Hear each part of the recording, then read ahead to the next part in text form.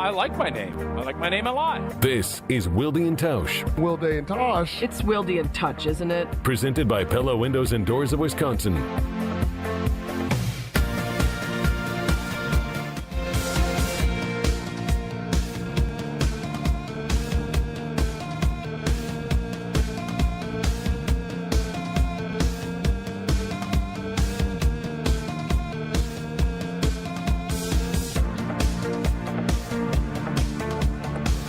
It is the Tuesday edition.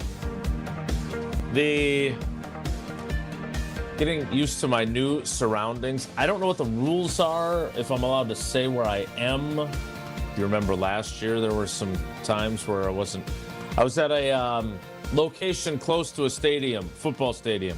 So I'll say that again, edition. The NFL Draft Week continues Thursday nights. Round one, which the Packers will not be participating in, edition. And maybe without Tausch on the program, we'll get to some of the position-by-position previews I've been putting together. But probably not, edition. And oh, by the way, Gutey talks today. So Mr. Iowa and Mr. Agitator about Iowa get to spend a little quality time together, edition of Wilde and Tausch on 94.5 ESPN Milwaukee, 100.5 ESPN Madison, 1430 ESPN Beaver Dam, ESPNWisconsin.com, the ESPN app, your Alexa smart speaker, streaming live video, Twitter, Facebook, YouTube, and of course everything you need on the amazing, stupendous, fantastic, incredible ESPN Wisconsin app, which you can find both in the Apple and Android app stores. I'm Jace Wilde in Green Bay. Jesse Nelson is in the Everlight Solar ESPN Madison studios. And from his undisclosed Florida location, he is our famous friend. He is our cousin sub of the day, Cousin Subs. We believe in better. He is Bryan Bulaga, Iowa. Bryan, good morning. How are you today? I'm good. How are we doing?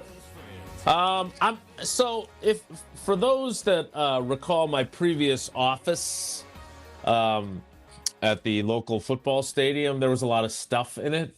There's nothing in here. We've moved to a different location, and I'm out of sorts. But I'm glad you're here, because we're going to get into plenty of draft prep as we head into Thursday night, where the Packers do not have a pick, and then Friday night when they will pick 52nd. That'll be their first pick in the 2026 NFL Draft.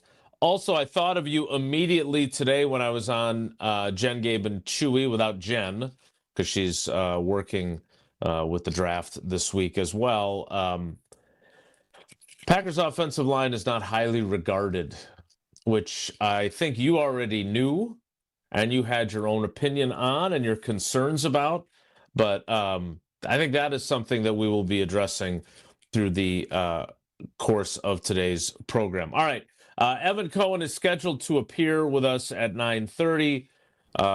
You got like a lamp or something you can put in the office? Like, what can you do to spice that thing up a little bit? Am I not bright enough for you? Or? It's just a very plain white wall. Like, when you're at home, you got all the bobbleheads and all the pictures and hats and things. And your old office, you had like a newspaper framed thing. Like, this just looks kind of boring. True. Like, you got to, can you paint? No. In fact, they sent out a fairly lengthy set of rules for us. And again, I'd be lying if I said that I didn't feel seen by them, because I think they were largely directed at me. You can't hang anything on the walls without permission. You can't have your own refrigerator. There's a number of there's a kitchenette where people share. And look, the truth of the matter is, and Bryan, you and I are a little bit similar in this, like in our lifetimes, we never really worked in offices before. So, like, Yeah. I've never had to share a kitchenette with anyone other than my family. Same with you, with Abby and the kids. And so, like, do I trust people to put my lunch in the refrigerator and not worry that one of my colleagues are going to steal my sandwich? Like, these are all things that I've never worried about before, and I'm a little bit out of sorts because of. But you're right, Jesse. It does not feel like home. It feels like.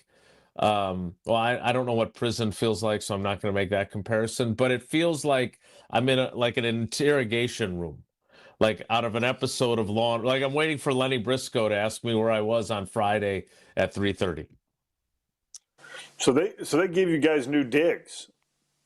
So they did. So they're doing some. And again, I know that there are other entities that I'm not. This is trying to walk the line of explaining my circumstances without discussing where I am necessarily. From an undisclosed football stadium. Indeed, yes, yeah. Exactly.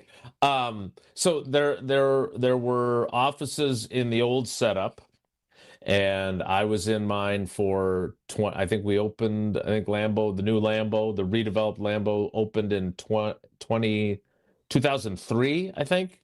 So I would have been in there for 23 years. So that's a lot of stuff to accumulate. So it took a while to empty it out, but I got everything out, much to the surprise of your buddy Jason Whalers.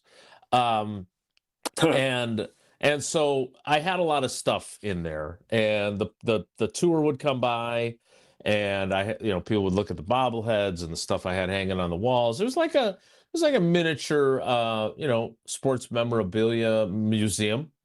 Not as nice as the actual bobblehead Hall of Fame, but it had its charm. And now, like, I've got a bulletin board, which is not even a push pin one. You got to use magnets. So I don't even know how well those will hold up. But again, I'm thankful for the workspace, because otherwise I would be doing this in a room full of other people. And I can only imagine how annoying it would be to listen to half of a radio show. Because they wouldn't be able to hear you with my headphones in. So I'm very appreciative of the digs. I'm just struggling to adjust. Yeah. I'm a creature of habit. Are you, like, do you handle change well? I don't handle change well. No, I'm not a big change guy. I like things the way they've been going for a consistent period of time. So, yeah, I would say after 23 years, I could see how that kind of throws a wrench in the old routine for you, which wouldn't go well with me, in my opinion. And then, like, they send out they put out sets of rules for you. No hanging without permission. Like, what are you guys, 10 years old, asking your parents if you could hang something in your room? Like, what's going on there? That is exactly what it reminded me of. And I will say this, I'm sure that was directed at me, because I don't know if anybody else actually hung anything on their walls. So what if you do? Like, what's the penalty? They're going to kick you out or give you a It's a great question. Like, what if you do hang something?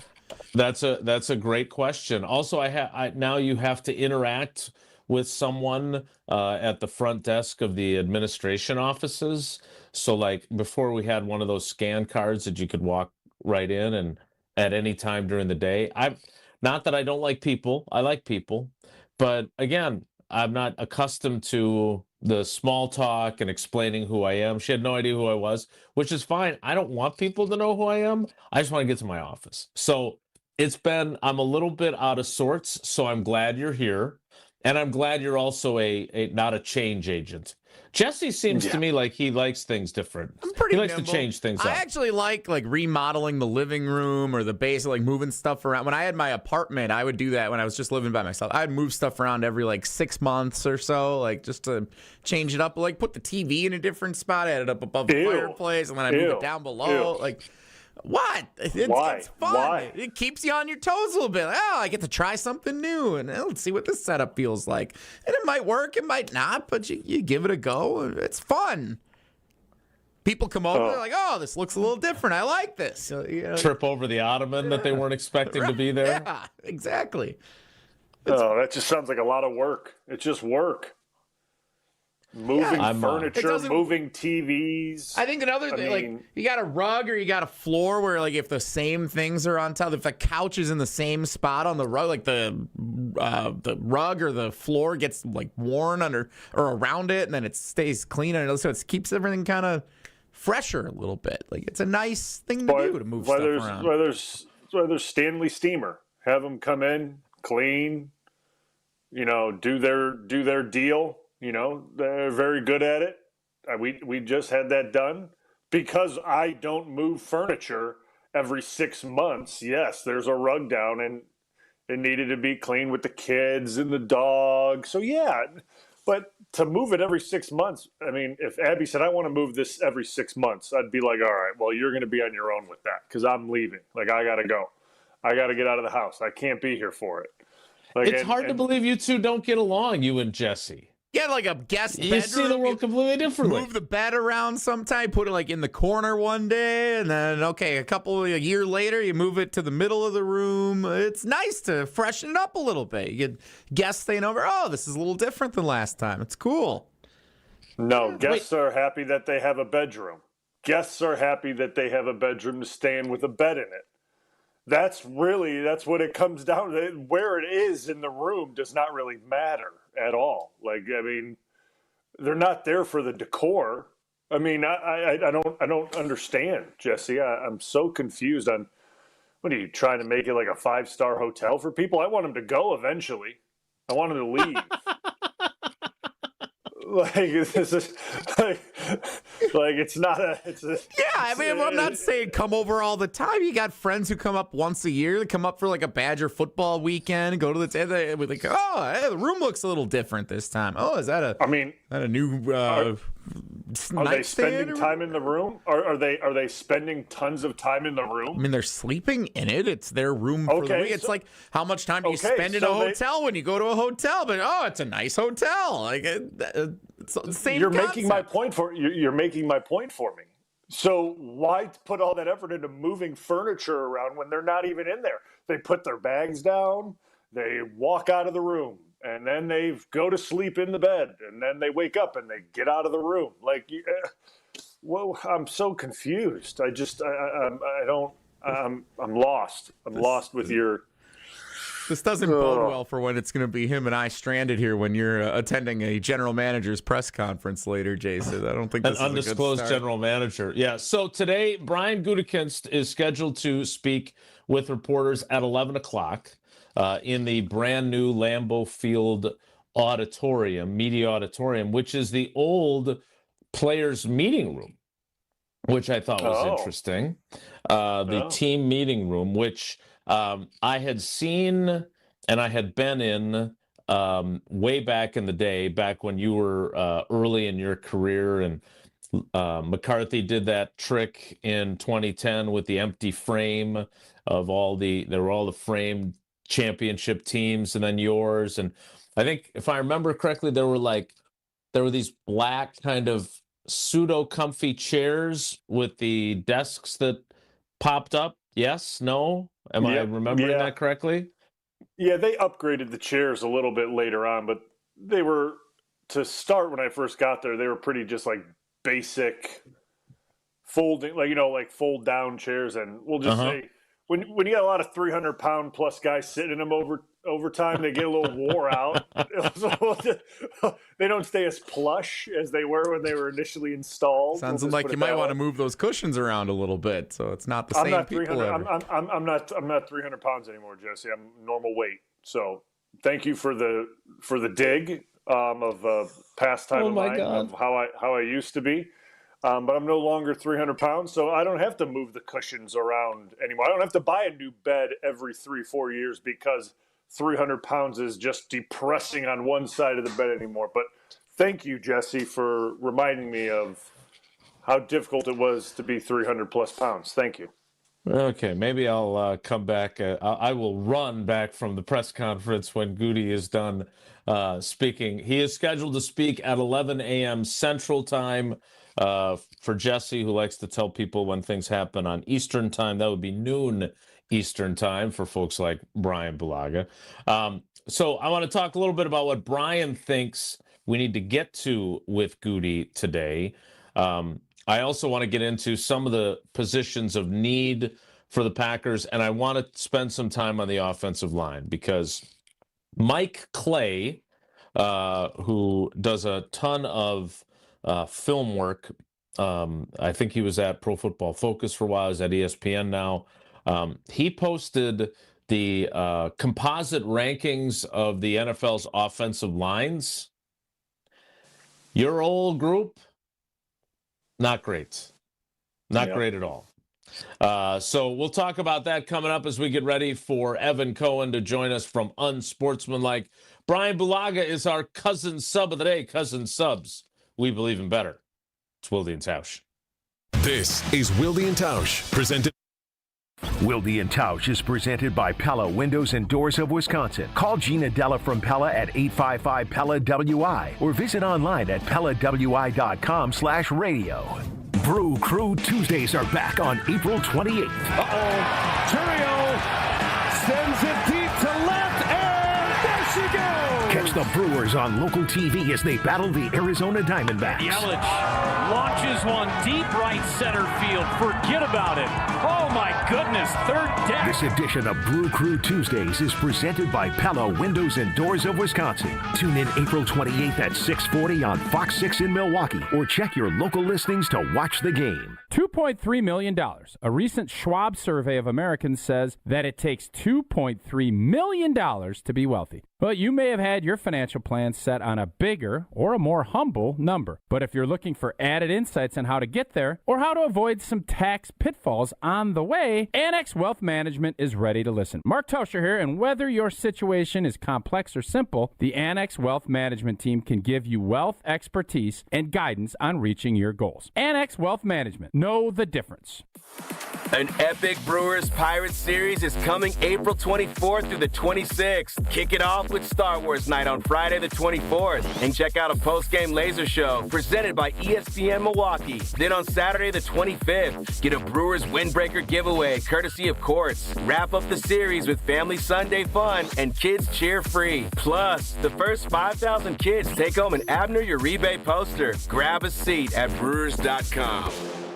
No matter what business you're in, as the #1 SBA lender in Wisconsin, Summit Credit Union helps your vision take shape with loan programs, great rates, and strategic solutions. Awarded the #1 SBA lender by the Small Business Administration of Wisconsin in 2025. Got your tax refund? Before it mysteriously disappears, invested in something you'll actually see every day. Your home. At Exterior Pros and Baths, turn that refund into energy-efficient windows, durable roofing, new siding, or a beautiful bath remodel. And they'll take it even further with $3,000 off your project. That's $3,000 in instant savings during the April savings event. But don't wait, this offer won't last long. Call 262-800-4274 or visit extpros.com today. Exterior Pros and Baths. Big savings done right. Turn those hoop dreams into reality with Precision Sports, your one-stop shop in southeastern Wisconsin for Mega Slam, Ironclad, and Dominator basketball hoop systems, installation of new or old hoops, and completely customizable painted court lines. PrecisionSportsOnline.com.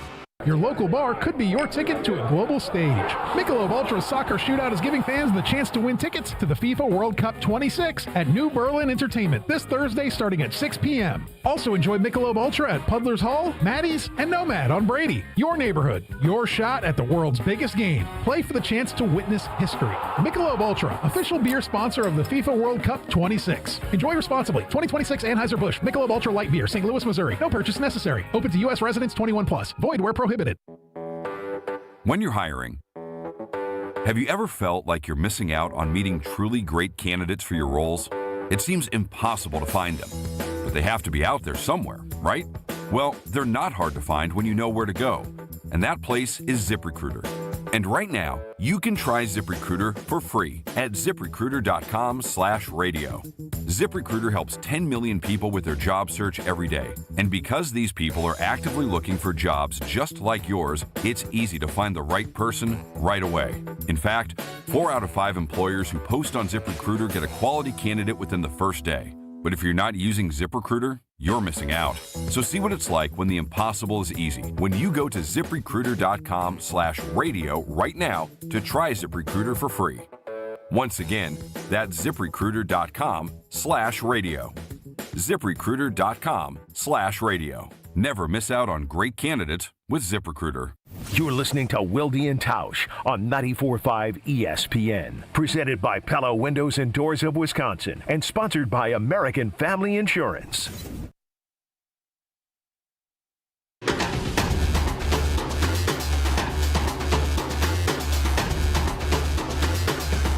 Getting ready for the 2026 NFL Draft and getting ready for Brian Gutekunst to speak with reporters in advance of Thursday's first round, which the Packers do not have a selection in. Their first pick is at number 52 as of now in the second round. They have 8 total picks as of now. We will see where they are at if they make some trades back and accumulate more picks. Last year they went into the draft with 8 picks, and they exited the draft with 8 picks, tied for the fewest picks of Brian Gutekunst's tenure. The graphic that I sent you from Mike Clay is going to take you a while to digest, Brian. It's a lot of numbers, a lot of teams. Basically what he did was he took the presumed starting 5 of each of the 32 teams, ranked them, and then came up with a composite score. We'll talk about that after we talk with Evan Cohen, because it's a lot of numbers. Like it took me a while. Had to do a lot of zooming in. So let's instead of zooming in, let's zoom out to the bigger picture of where this Packers team is at as the draft approaches. Because as I've been saying throughout the week, and I think I said this to you last week on the Homer Hour, like I'm going through position by position previews on Channel 3000, and I'll tell you what, man, there's needs at every single position. I finally got to a position where I didn't think they had a clear need: safety. And the only position group I have left are specialists. So, and you could argue that we're not quite sure about the kicking situation, but at least they have 2 candidates that are on the roster. So when you look at this team and try to figure out what their greatest needs are, what are your top 3 or your, quite frankly, top 5 or maybe even top 7 or 8, given how many needs they have? What are the ones that spring to mind first for you, Brian?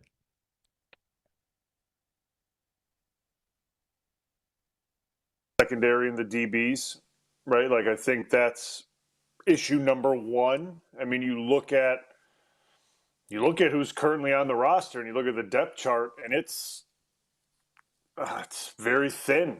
I mean, it's extremely thin. And to me, that's concerning because, listen, like, it's not that like guys can't step up and play well. That's not what I'm saying. But I normally feel a lot better when there's proven players that have played meaningful snaps in the NFL that are on that roster or in that position group that are your anchor guys, and then you fill it with maybe a free agent or maybe a couple draft picks, and they get to kind of learn the ropes from those guys, and then if they have to go in for some reason, they're ready to roll, right? Like, that's kind of the way I feel about that, and it's the same reason why number 2 for me is offensive line. That's almost the exact same reason why the O-line is. You see the starting 5, right? And we'll get into the rankings you sent me. But regardless of what you think of them, there's your starting. Like, you have at least a starter for every position. But after that, the depth of that group is very thin, and the competition for that group is very thin. We'll put it that way. There's really, as of right now, if training camp were to start today, I don't think anyone's pushing anyone for a spot. There's no camp battle. There's nobody looking over their shoulder thinking, hey, if I don't perform well in camp, I'm losing this gig by week 1. And that's something that I feel like you always need in training camp, is especially in that group. It's not the same as all the other groups. I feel like it's a little bit different. The offensive line group is obviously very tight knit. A lot, like, everyone's friends for the most part in my experience. But there's normally always some competition for a spot or 2, or there is the actual perception of that, right? Whether you know it or not, right? Whether it's an open challenge, which sometimes there is, or if you kind of catch it through the grapevine that upstairs is looking at this position as a competition spot, right? Like, you normally figure that out through the first week of camp based on reps, who's taking what, and you kind of get the feel that, hey man, this is competition. There's none of that as of right now going into camp. There's not, because who are you going to put in instead of the guys that are already there? Based on who's on the depth chart. No one, nobody. Right. So for me, that's a problem. Third would be edge rusher. That's a very thin position as well. I mean, obviously, you get Micah Parsons back. When, I don't know. But even when he does get back, he will not be taking the workload that he took before he got hurt.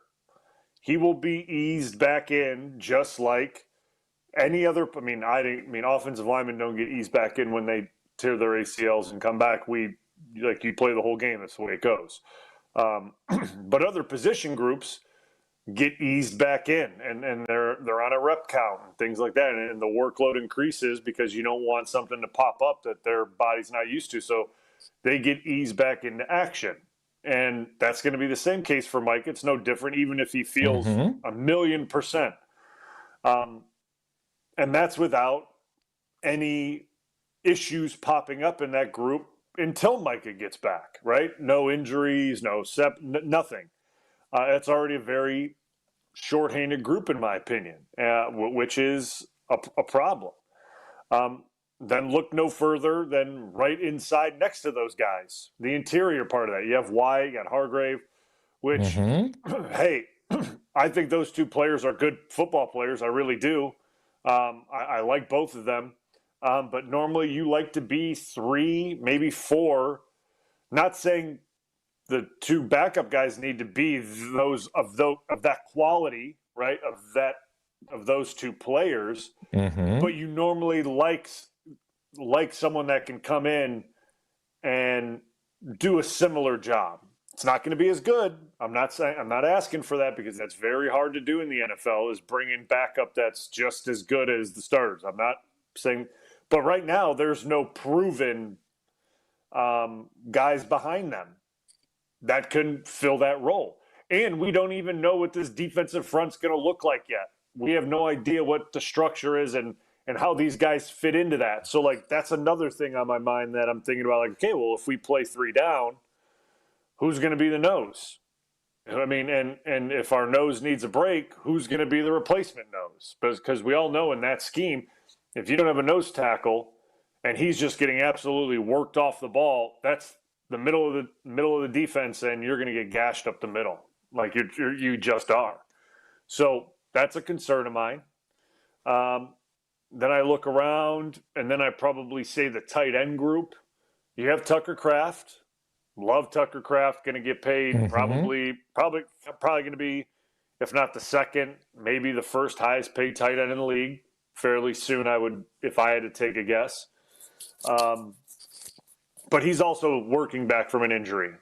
He's also coming back from an injury, and if you want to run, 2 tight end sets, you need to have another guy. And currently, they just whatever you want to think about Musgrave or right, he's gotten more responsibility over the last few years, and it just hasn't gone according to plan.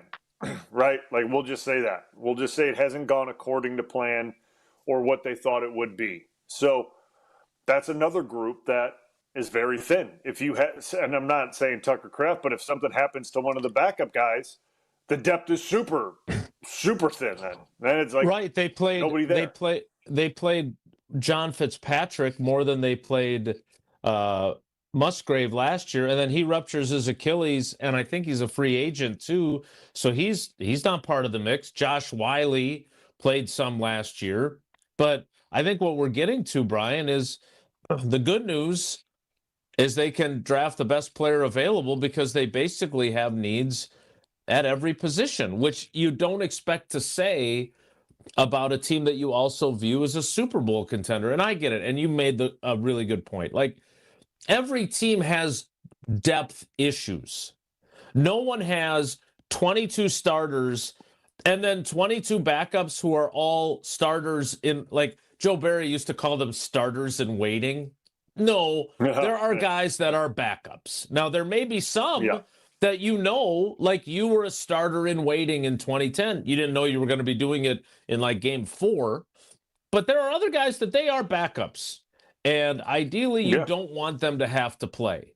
And I think the fewer of those that you have, right, the better chance you have when injuries strike. But right now, and again, I get it. Lots of teams have depth issues. But like when I look at the offensive line, like they don't have a single backup that you say, well, this guy's done it before. We know what he is. Donovan Jennings, Darian Kennard, every time they needed him to fill in, then they wanted to find somebody else to fill in instead if that guy that he was filling in for wasn't available the next week. They re-signed him. Maybe they have more faith in him now. But again, I look at each position and I just see a lot of question marks that, unless they have, and I always bring up your 2014 team, unless they have that kind of good fortune where you missed one game and you were the one offensive lineman and all you missed was one game.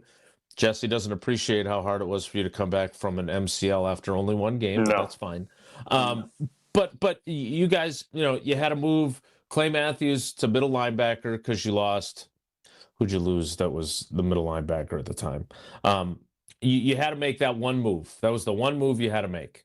Other than that, though, you guys, and your defense was damn good in the second half of the season because you were healthy and because your offensive line stayed together. Your offense was good, and you were able to play a guy with a torn calf and have him be effective despite that injury. All right, we need to get to Evan Cohen of Unsportsmanlike. We'll get into the offensive line a little bit later in the show, and then we'll get ready to talk to Brian Gutekunst, who is scheduled to speak with reporters at 11 a.m. Central Time as we get ready for the NFL Draft. The draft was here last year, so that was an escape for a lot of people. For me, I was a little nervous about where I was going to park.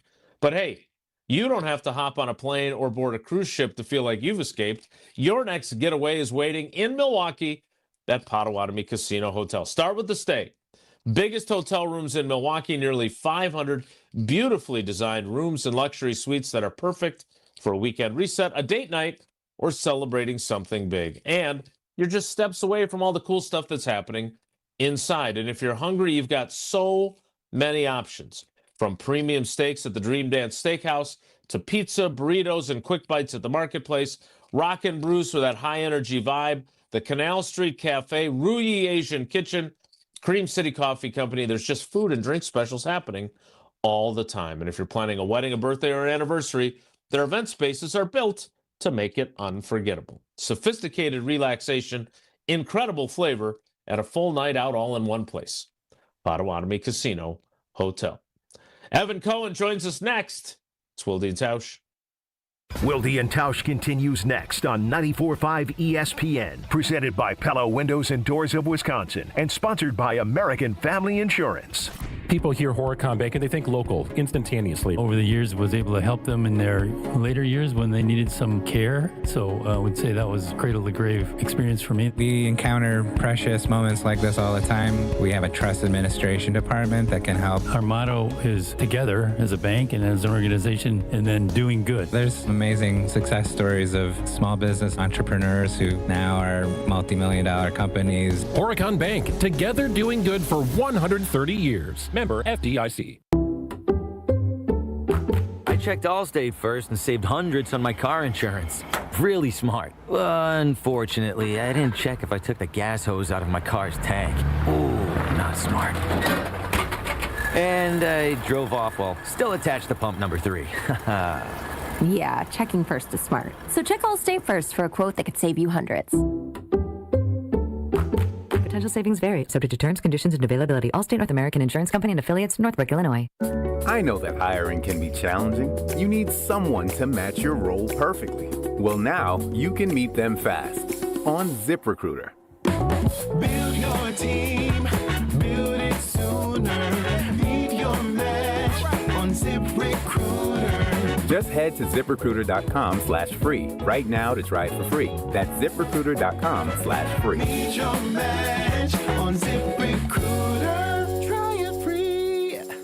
Hail damage? Siding Unlimited is here to help. We are not the storm chasers. That's important. Siding Unlimited doesn't chase storms. However, if the storm comes into our area like it just did, we're always available to help. Why is that important? Storm chasers skip town, leaving you with a roof with zero warranty. Siding Unlimited uses a roofing system that will get you a 50-year warranty on parts, pieces, and workmanship. Siding Unlimited will be there if you have a call down the road. Siding Unlimited is your local family partner on this project. We're here for you. Visit sidingunlimited.com today, but definitely stop by Siding Unlimited's open house on Saturday, April 25th from 9 to 1 p.m. Every so often in medicine, something comes along that is truly revolutionary. Dr. Mitchell Shinecup, former orthopedic surgeon, now National Medical Director at QC Kinetics. I believe this is one of those things. Dr. Shinecup is talking about regenerative medicine, something he's practiced, researched, and written about for nearly 2 decades. The old ways of dealing with joint pain, such as steroids and surgery, are no longer the best ways. If you have pain from arthritis or injury, you owe it to yourself to learn more about this exciting option, using your own body's natural power to get lasting relief. And there's no better place to learn than QC Kinetics. There is no one in this country today with more clinics, more satisfied patients, more advanced protocols, or more experience in using this exciting option to deliver life-changing results. Call QC Kinetics now for your free consultation. Call QC Kinetics 414-240-2298. That's 414-240-2298. 414-240-2298. At Saturn Lounge, we know. If your marketing actually worked, you would know. Your website would perform. Your storytelling would inspire. Your campaigns would deliver leads that become sales. You wouldn't need a report to tell you. Visit SaturnLounge.com today. When marketing works, it shows. One call, that's all. It's not just a slogan, but a way of life at Gruber Law Offices. If you've been injured, call our team today. We've represented tens of thousands of injured Wisconsinites for well over 30 years. Trust Wisconsin's own Gruber Law Offices. One call, that's all. Do you worry about how much someone drinks? Do you feel neglected or unloved? If you answered yes to any of these questions, you are not alone. Al-Anon and Alateen can help. Call 1-866-200-0223 or visit alanon.org/help. This is Wilde and Tausch on 94.5 ESPN. Sponsored by American Family Insurance. Insure carefully, dream fearlessly. Get a quote and find an agent at amfam.com.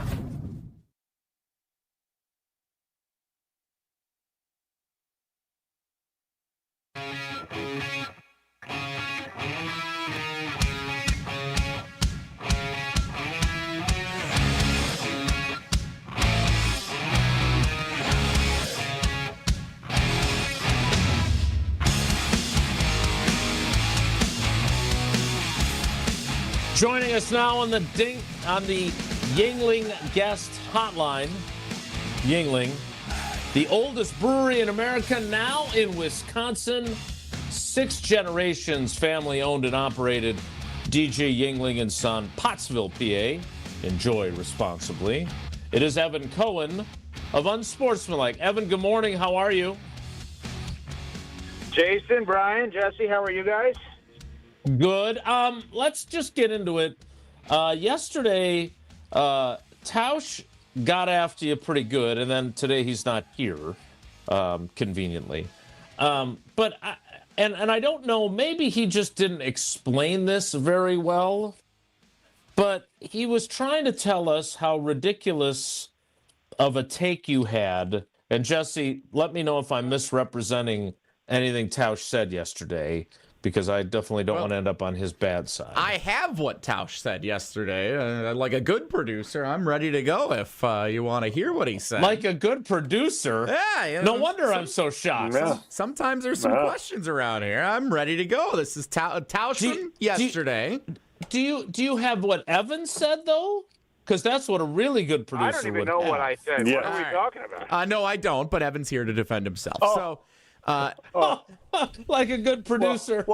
Well, how am I supposed to know what Evan said if you're just going to play me with Tausch? Because Evan's here. You can ask him, Blue. Here's. But he just I don't even know what you're referring to. All right, he just said he doesn't know what he said. Time out.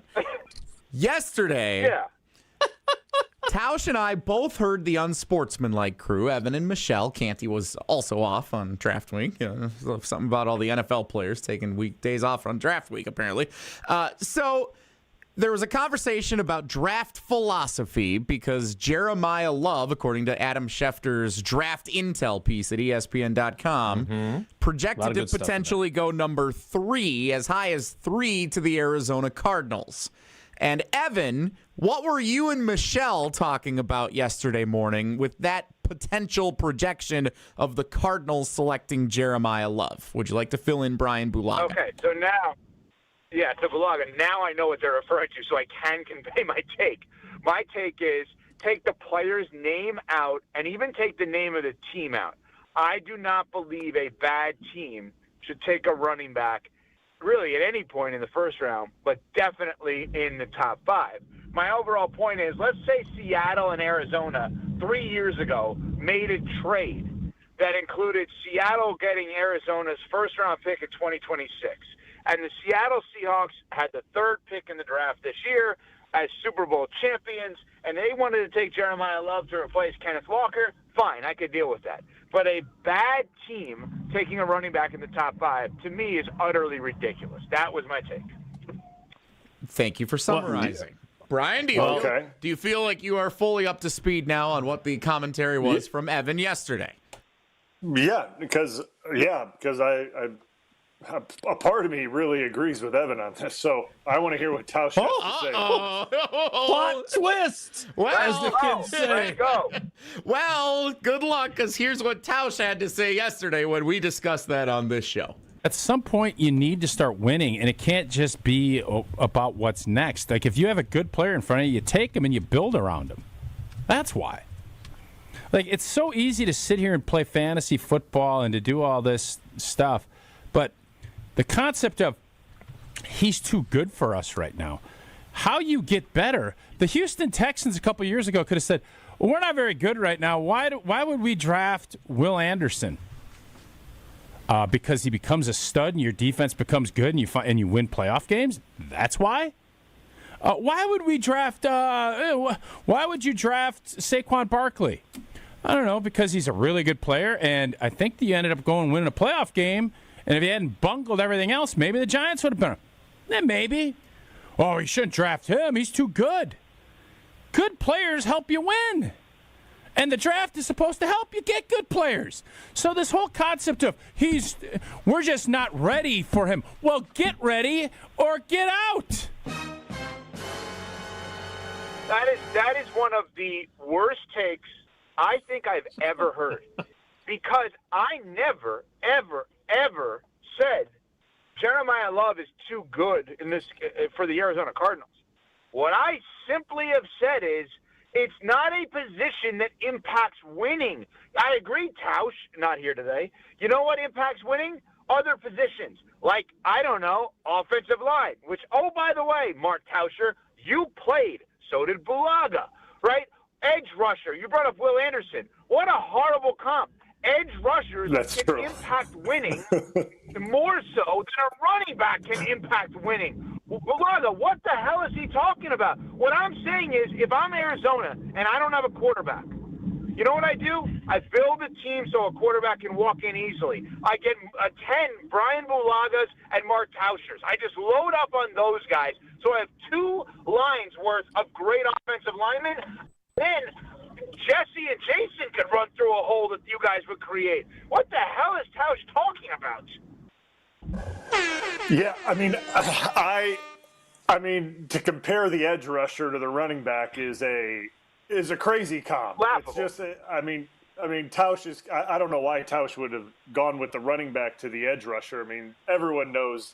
And this is today's NFL, right? This isn't the NFL of, early 2000s where the running back position was as valuable as any position because there was a ton of running the football. Today, that's just not the case. I mean, you buy edge rushers, you buy corners and you buy offensive linemen or draft those guys to protect the quarterback because the game's in the air. Like, that's just, I mean, I get there's special talents at running back. He mentioned Saquon, obviously a very rare elite talent. I get it. But even you look at the young guy in Atlanta, Bijan Robinson, he catches the ball. That's his like big thing. He's out of the backfield catching the ball, and he's very good at it. They've done no winning. But they've done no winning. Absolutely no winning. Correct, and they don't win. But he puts up good numbers. So, like, to me, you look at Arizona, and this is what this comes down to. Arizona's got a ton of problems, right? And, like, you want to draft a running back. I mean, the Raiders tried to do that with Gentry. Look how that went. How'd that go? Their offensive line stunk. They draft Gentry. The guy could barely run for, like, 50 yards a game. Like, what good is that going to do for you, in my opinion? Then you don't even have a quarterback with it. So then it looks even worse. Teams can put 8 guys in the box and stop you, and then it's over. So, I'll go one step further, by the way, to your point. So, just to your point, Jason, you know everything historically in the NFL. Were the Saquon Barkley Giants some juggernaut of winning? Did I miss something here? No, they were not. And they won that one playoff game, though. They did. At the same time, I think maybe this was because, as Tausch loves to point out, you know, I'm usually watching Stephanopoulos and Good Morning America in the morning, and the way he presented this, I'm wondering whether or not there is any team that is in position when you're picking in the top 10 to take a player like Love, who could be, I mean, if there's a running back worth taking high, he is it, right? Just like Barkley was way back when? Maybe. I mean, sure, but, like, you're positive that because you're drafted in the top 10, you're going to be the best running back? Because I'm not. Like, I don't think that's a position, that draft position would indicate success. I think the running back position, the indication of success is how good is your offensive line. So if you're asking in the top, first of all, I would never draft a running back in the top 10 personally.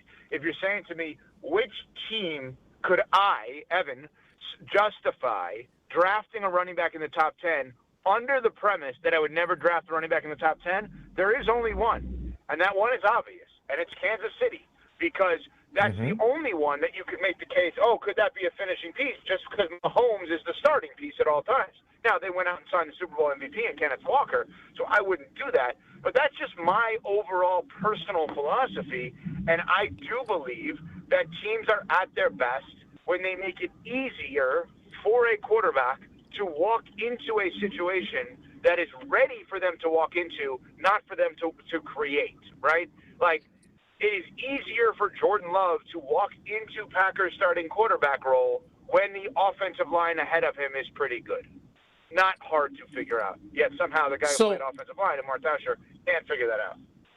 So is running back the only position that you view as, if you are a rebuilding team, it's not worth investing in? Like, he made the comp to edge rusher, which obviously did not go over well for anyone.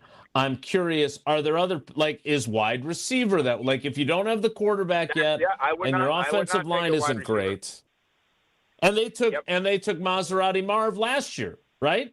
The Cardinals, like, 2 years ago. So they've kind of done the Arizona Cardinals are the poster children for what you're arguing against. Although they thought in fairness to them, they thought they had their quarterback in Kyler Murray to some degree anyway. I mean, they drafted him number 1 overall. Right, but let's not make this about the Cardinals. Let's make this about, which I know you're not. I'm just saying that's the jumping off point. Mm-hmm. Roster composition, right? How I look at it. I am dead set that the quarterback is the only thing that matters. But the quarterback only matters when he has time to throw. So to me, let's start the Green Bay Packers roster from scratch. Let's make it into an expansion franchise. I have this year's draft. I may take 7 offensive linemen. Literally. Just say, like, if I have a great defense and no quarterback, the sport is irrelevant for that team. How do I get a great quarterback? It's not necessarily to take them immediately. It's to take them when you can put them behind an offensive line that'll protect him and you don't ruin him. So for a team that is not good, you're asking for value at the position, offensive line, followed by offensive line, followed by offensive line. And I'm not just saying this because it's Bulaga and because it's Tauscher. I'm saying it because I truly believe it. So when you look at that's the thing. I agree with. I agree. Go ahead, Brian. No, I'm just saying. Like I agree. Like you have to build a team a certain way, right? And I understand that you can't fix all the holes in one draft or whatever it may be. But if you're looking at, and again, we keep referencing the Cardinals because that's how this got all swooped around, right?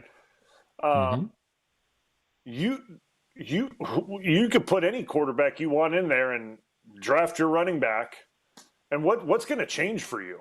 Nothing's going to. It's going to look. It may look worse because now you're trying to force feed this running back that you drafted 3rd overall. He's not going to be able to go anywhere, and you're going to be in every 3rd and long situation, and your quarterback's going to get sacked or pressured or hurried almost every 3rd down because your line can't block for you. And then you got the wide receiver you drafted out wide that wants the ball. Well, he can't get open in 1 second or 1.5 seconds, so he's not getting the ball. I mean, so like what Evan's saying is just it makes sense. There's a way to build a roster, and I understand. And I completely agree as well. The quarterback is the most important piece. If you don't have a quarterback, I mean, it's essentially over for you. Like that's the way it goes. Like there's no Trent Dilfers anymore where your defense can just carry you. You can turn around, hand the ball off, and you can make it work. Like that in today's NFL, like that's just not happening. It just can't happen anymore because the game is played in the air. He has to be able to throw the football. But if you don't have the guys up front to even remotely come close to giving that quarterback or that running back or that wide receiver time and space to operate, we're just talking in circles then. We really are. We're just talking about nothing for something. Like that's the way I look at it. So then what is your concern level? Agree. So let me ask you guys both this then, and Brian and I are going to get into this a little deeper a little bit later in the program, but Mike Clay from ESPN put together his composite offensive line rankings, and what he basically did, we teased this earlier, is he took the 5 presumed starters, had grades for each of those 5 starters, and then you add it all up, and this is where your offensive line finishes. The Packers are 27th. The Houston Texans are 32nd. Those are 2 teams that were playoff teams last year that think highly of themselves. They're not expansion teams at this point in their existence. But should we be more concerned if we believe this about building a team, and these 2 teams that we think are good teams have this big of questions on their offensive line?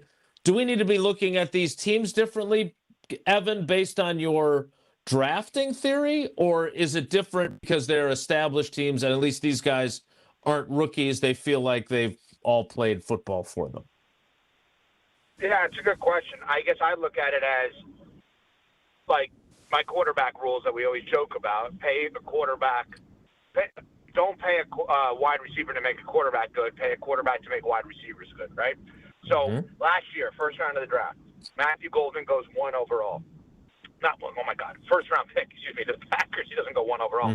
Like for me, if there was an offensive lineman that was there that I thought would make my team better, and especially since obviously guys from last year's offensive line are no longer there this year, I would have only drafted an offensive line because I would look at it and say, well, I'm giving Jordan Love $53 million a year, whatever it is.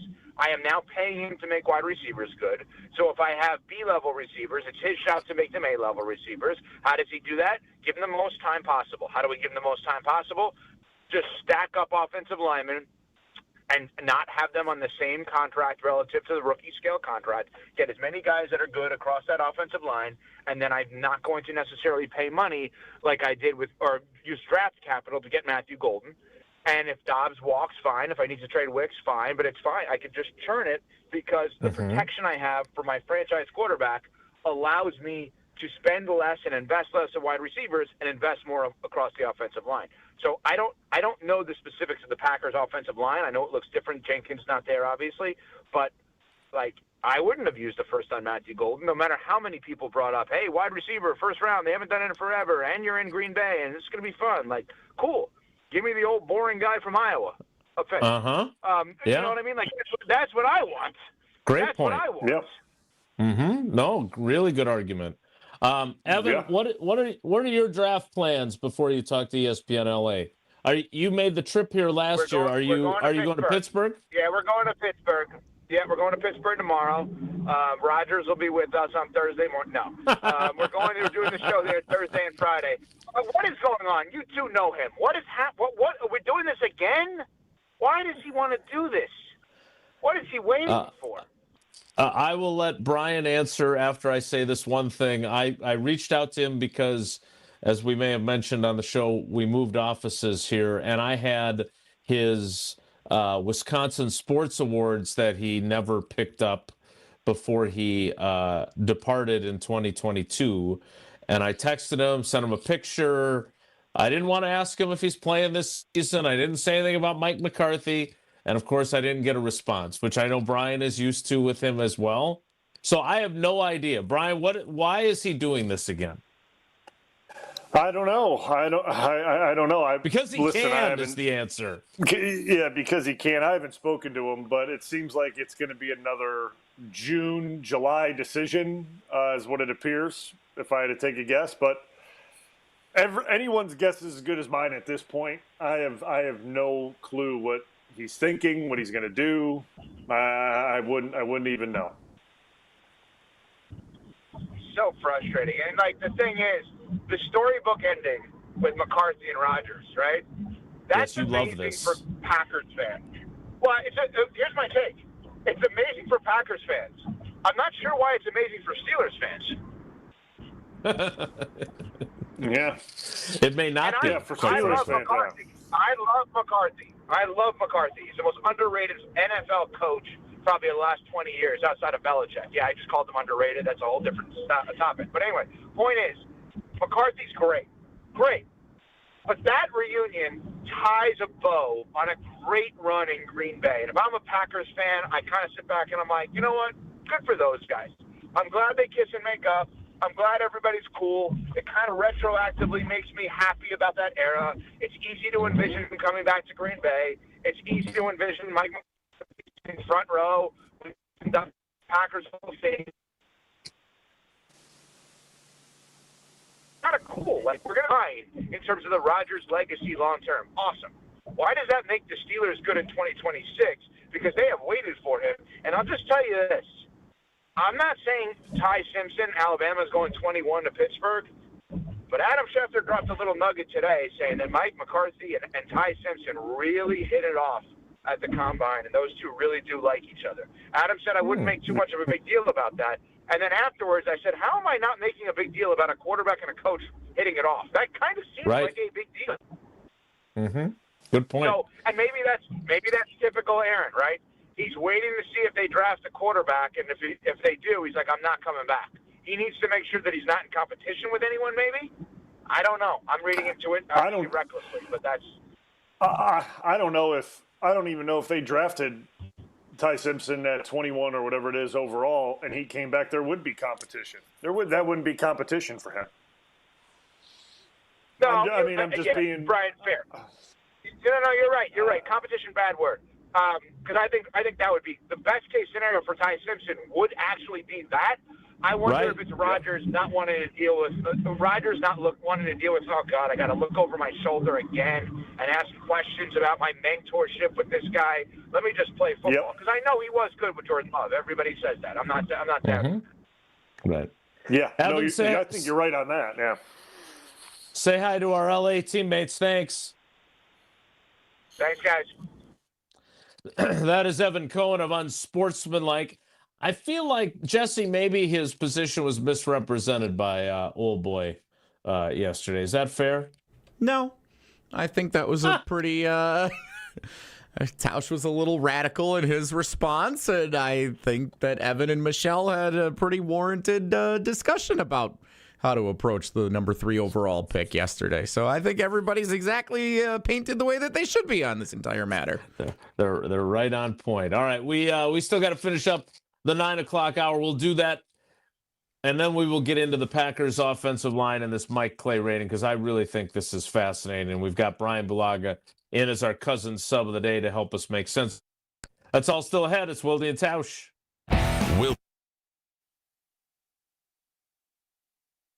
This is Wilde and Tausch on 94.5 ESPN, presented by Pella Windows and Doors of Wisconsin, and sponsored by American Family Insurance.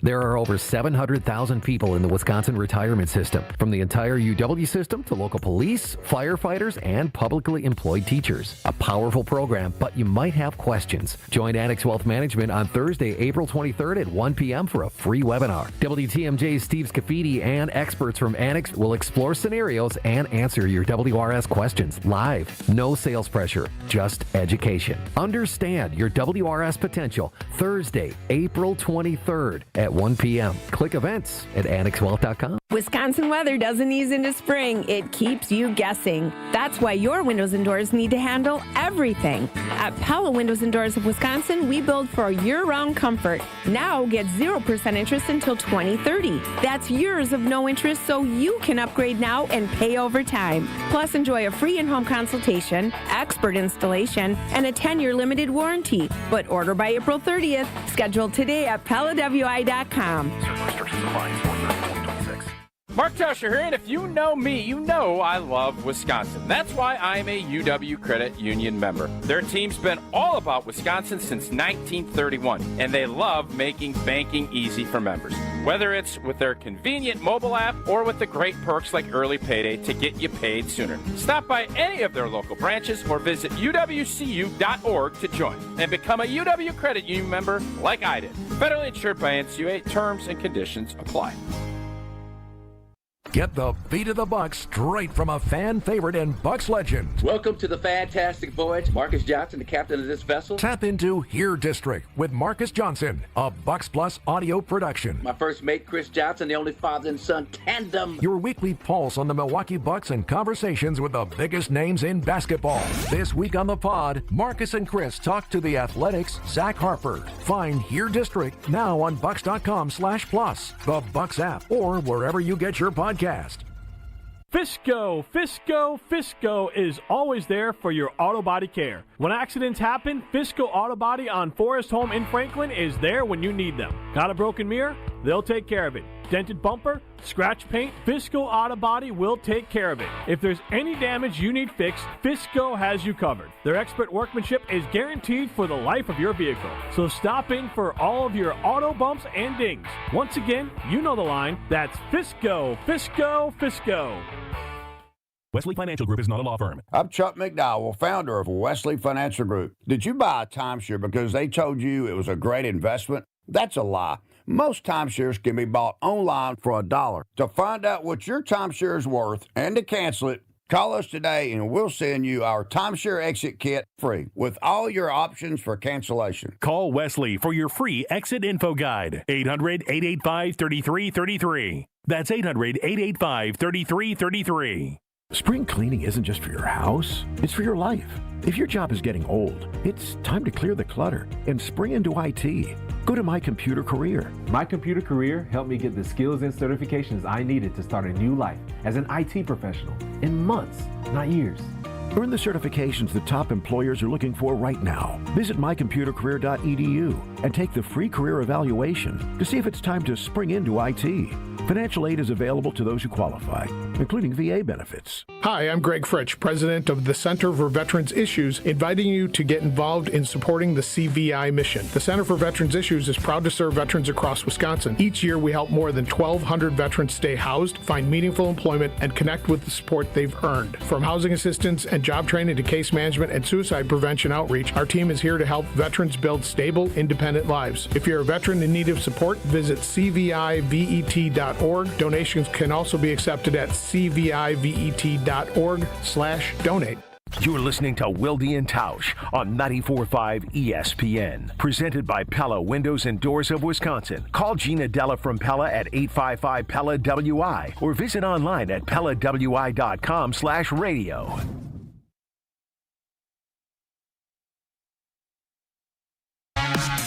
We'll get to the 10 o'clock hour in the offensive line conversation in a bit.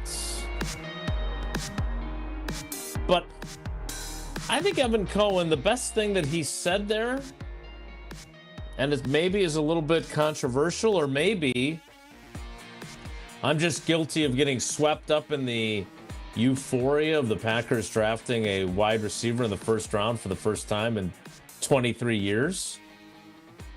But for as much excitement as there was about the Matthew Golden selection, and look, Bryan, he's going to have a huge opportunity this year. Right? I mean, they have cleared the runway for him to be a major player in this offense, and we'll see what he does with that opportunity. But, maybe looking at where their offensive line is currently, knowing that they had 3 guys at this time last year going into the last year of their contract, right? Because they had not extended Zach Tom as of the week before the draft or the week of the draft. So they had Zach Tom, they had Rasheed Walker, and they had Sean Ryan all going into the last years of their deals. And we knew that Elton Jenkins wasn't a happy camper. And as it turned out, they did nothing to improve his contract, which is why he's no longer on the team. Maybe a boring selection of one of you offensive linemen.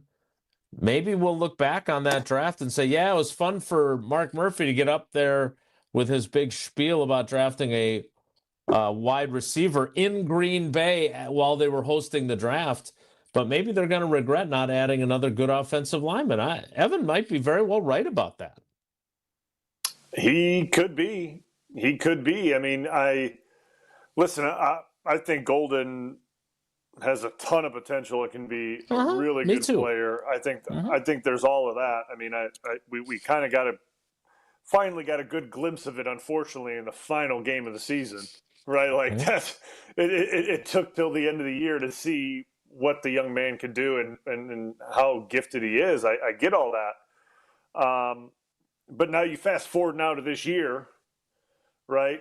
And you're looking at the group that is up front, and it's thin, man. And you're essentially, because what Evan was saying, and which I agree with him, like you stock that position as much as you can, and you create competition among that group as much as you can to prepare for what may come throughout a season. And unfortunately for this Packers team, the last few years with this group is we've seen guys miss significant time. Right? A game or two here, then later on another guy's missing 3 games here. And when you're constantly having to place new bodies that potentially, or maybe it turns out to be, because we kind of saw it a little bit last year and now this year if it happens, that aren't ready to do that job. And at the offensive line group, I know I said it earlier in the show, you can't expect guys to perform like starters or be starters, or you can't have that kind of depth. In our room, and this is just the way it is, Tausch would say the exact same, it doesn't matter. If you're put in there, you're expected to toe the line and do your job and hold up, right?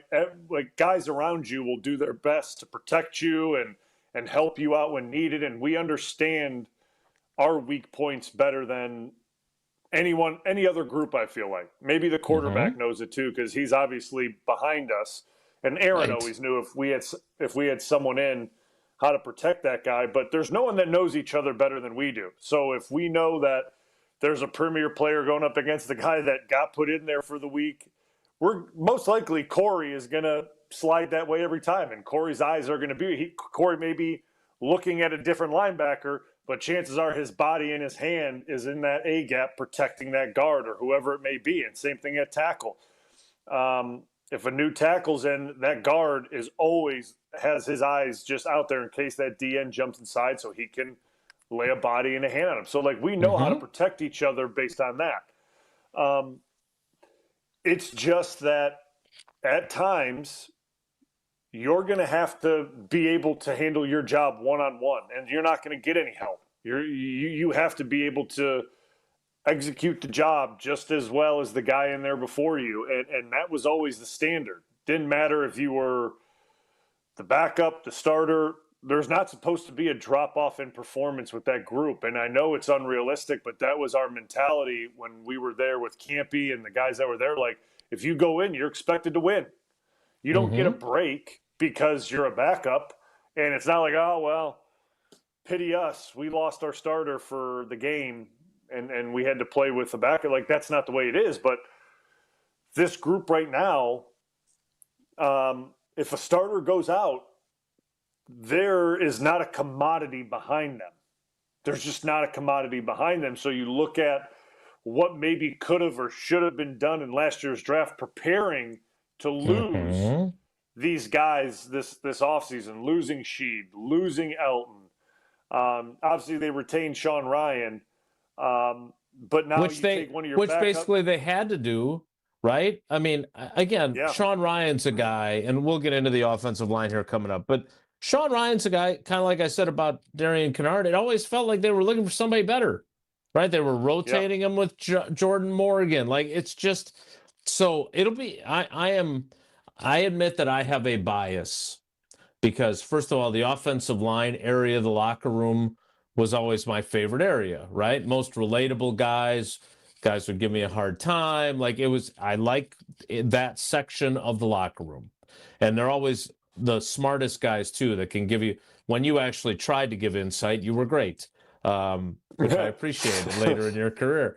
But my point is that I have a bias, but I do think it all starts there. They can make everyone better.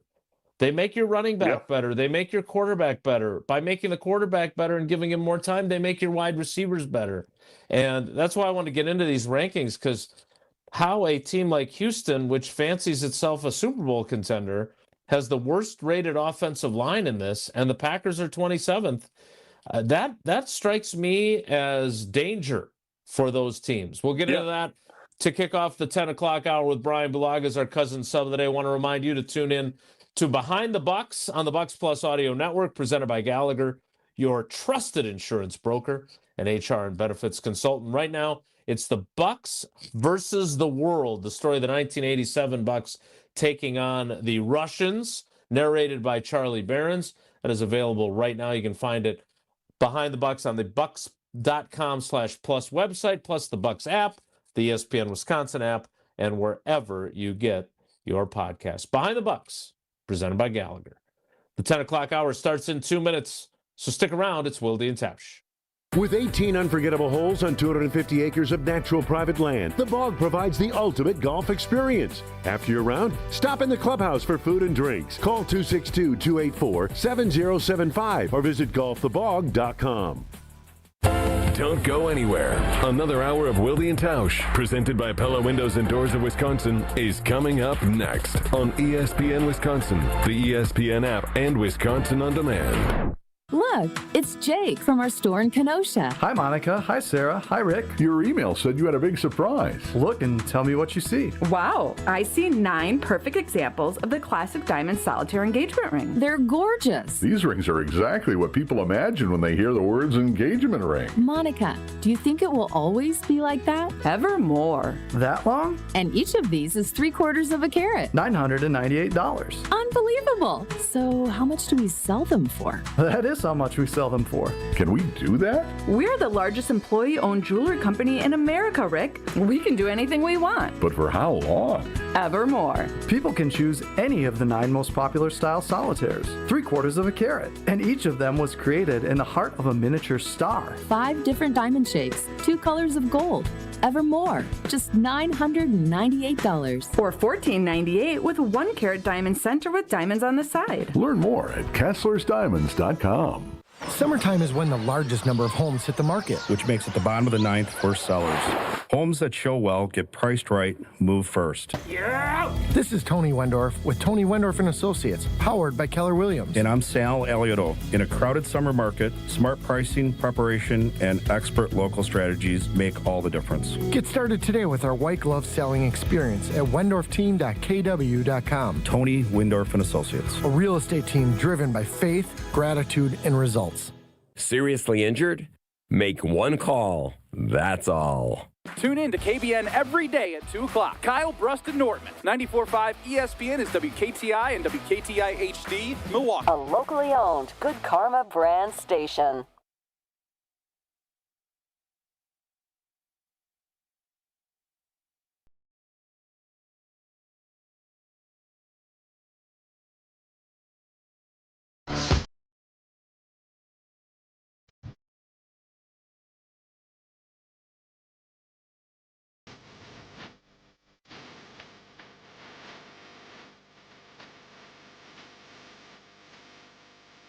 The 10 o'clock hour of Williams House with Bryan Bulaga as our cousin sub of the day. Cousin subs, we believe in better, begins now. And as I have been talking about, and this came to my attention thanks to Josh DiMaggio and Gabe Neitzel and Shuey, who were talking about it on Jen, Gabe, and Shuey this morning. Mike Clay of ESPN took a look at all 32 NFL teams' offensive lines. In case you're wondering, the Denver Broncos are number 1 in his rankings. I didn't see this coming either, especially after their starting center abruptly retired. But the Bears are number 3.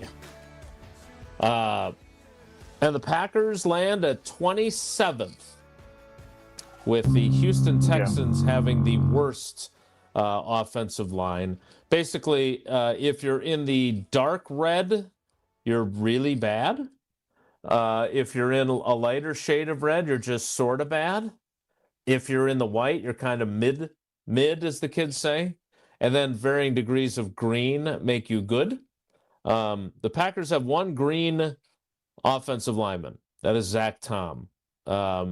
His grade from Mike Clay is 7.4. The other 4 starters in highest grade to lowest grade order. Left guard Aaron Banks is 4.8.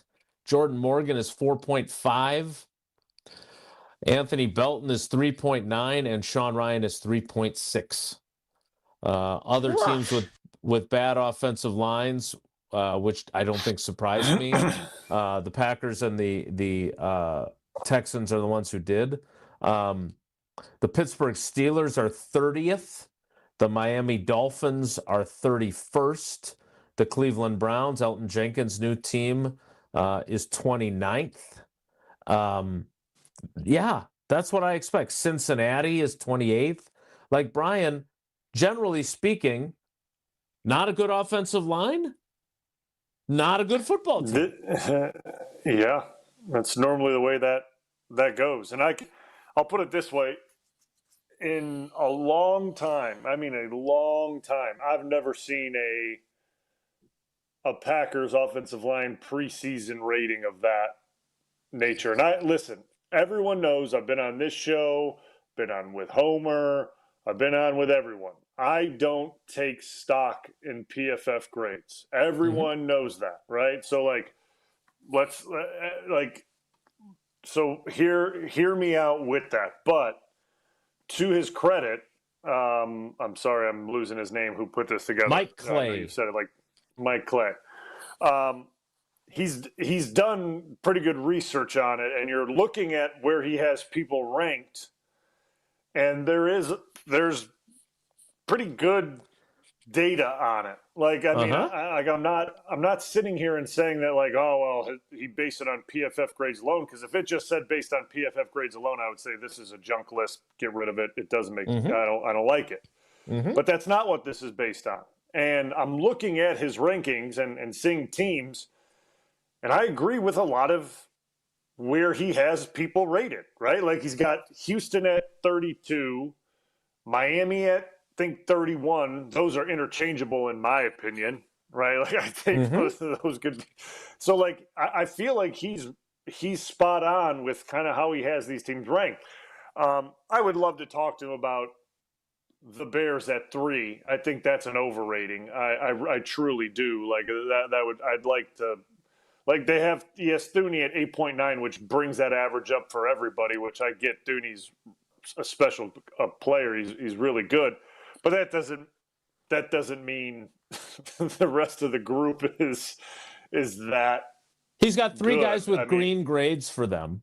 So, yes. Thuney's not the only guy that he likes. And basically, think about this, because Dahlman was a stud as their center. If he doesn't retire, they might be number 1, because Garrett Bradbury, who's their new center, drags them down with kind of a pink-colored grade at 4.8. Yeah, most likely. But even with that, I want to see that group do it again. Right, you have 1 year in a new system, new scheme. You don't really know what Ben Johnson's going to give you. So I always say, like, you want to see the group do it again. I want to see it again. If they're that good again next year, there's a ton of validity to that. But moving on to what we're getting onto is the Packers here. That is a concerning list, and the thing is, you're basing it based on performances last season, right? This isn't like, because it even says in that, what's the word that he said on that list at the bottom, how these rankings, prestige and pedigree and things like that. So he's judging in past performance as well. Like, this isn't just from last year, it's years prior. Right. This is a culmination of things. Like, this isn't just PFF grade years last year. Hence why Zach Tom is where he's at, right? Hence why Zach Tom's at 7.4. And if Zach Tom isn't injured the last 2 years, Zach Tom's probably in the 8s, in my opinion, right? Like, that's most likely that grade's even higher for him, and he's in the 8 or 7.98 category. But the rest of that group, I agree. Now, I don't know if I'm like at Sean Ryan at a 3.6. Like, that seems a little. It's pretty low. Dodgy. That seems a little dodgy to me. Now, obviously, you're looking at bad snaps last year and things like that. Those get thrown in because those are huge negatives for centers. Obviously, a bad snap or thing like that. That's like the biggest negative a center can get.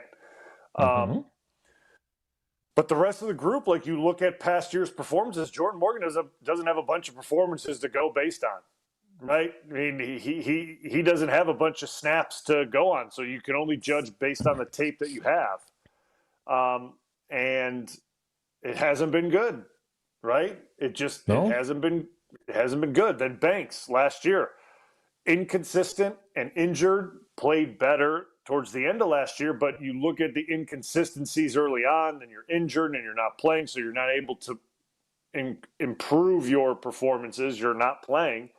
So the grade is where it is, right? And then Belton, like I said, for the position he was put in, he did some good things. But then again, at the end of the season, he was exposed a little bit with defensive tackles that are able to move laterally, literally well, and just aren't bull rushing him. If you bull rush him, you're fitting into Belton's hands. You're doing exactly what Belton would want you to do. So for me, is Belton able to not just get better at his lateral movement at the guard position and be able to take on those rushers, but is he able to learn from how rushers were setting him up, and he can set rushers up to make them bull rush him, take something away to play into his strengths, right? And that's something where you look at from a year 1 to year 2 jump. Do guys make that? It's not just about, he got way better. He got better. He understands the game better. No, it's understanding now, what did guys do against me as they got more tape on me to beat me? Okay, I've seen that. I understand that.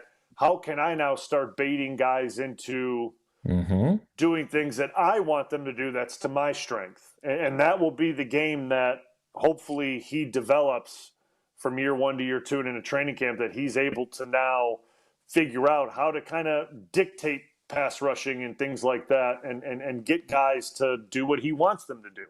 Zach Tom figured that out, right? You look at Zach Tom early on in his time playing tackle. I think Zach Tom struggled with power early on. Obviously, he got stronger. I feel like, he was young at the time. He got a little bit stronger, and he was able to handle those things. But Zach Tom was able to get rushers based on his pass set, to get rushers to play into his strength, which is getting up the field. And he's good at handling speed and things like that, and he's got good hands. And he obviously got stronger and was able to anchor better as time went on, as he spent time in the league. But Zach Tom evolved his game based on what his weaknesses were early in his career. That's what you're looking for from young linemen to be able to do.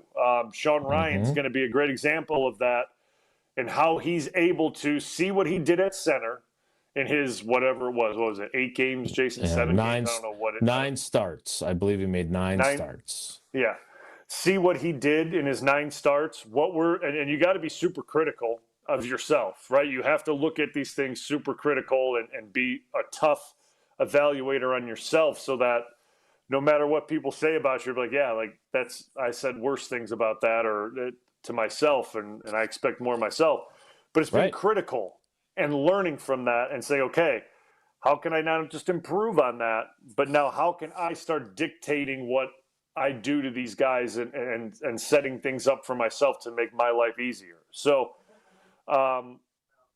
that list is unfortunately kind of a harsh reality right now.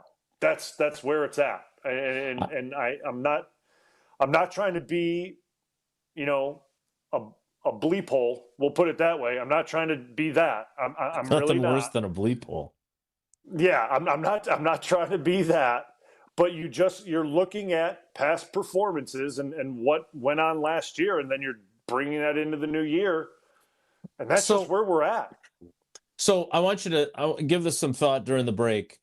Of the 5 starters, I want to know who concerns you the most, and then obviously the answer of who you feel most confident in is Zach Tom, as we've talked about him many times, but we don't know what his status is. Like, we have to ask Gutey where Zach Tom is at in his recovery, and if he had surgery. We have to make sure we ask that today. So we'll get into that coming up. Want to remind you, I talk about Associated Bank all the time. I've got the regular Associated Bank checking with my Associated Bank logo and the great customer service. If you are a Brewers fan and you're heading over to AmFam Field a bunch and you want great customer service in your checking and your bank, you got to make the switch to Associated Bank. Listen to the perks you get with Brewers checking. 20% off at the Brewers team store when you show your Brewers card. Up to 50% off home game tickets exclusively for Brewers checking account customers. Express entry through the Associated Bank entrance of American Family Field. Pre-sale access to designated concerts and non-baseball events at AmFam Field. And savings on the famous Racing Sausages Run and Walk, the Brewers Baseball Academy registration. All great things that come with being an Associated Bank customer. So go to associatedbank.com/Brewers to find out more. More with Bryan Bulaga, our cousin sub of the day. Cousin subs, we believe in better. It's Wilde and Tausch. This is Wilde and Tausch. Wilde and Tausch continues next on 94.5 ESPN, presented by Pella Windows and Doors of Wisconsin, and sponsored by American Family Insurance.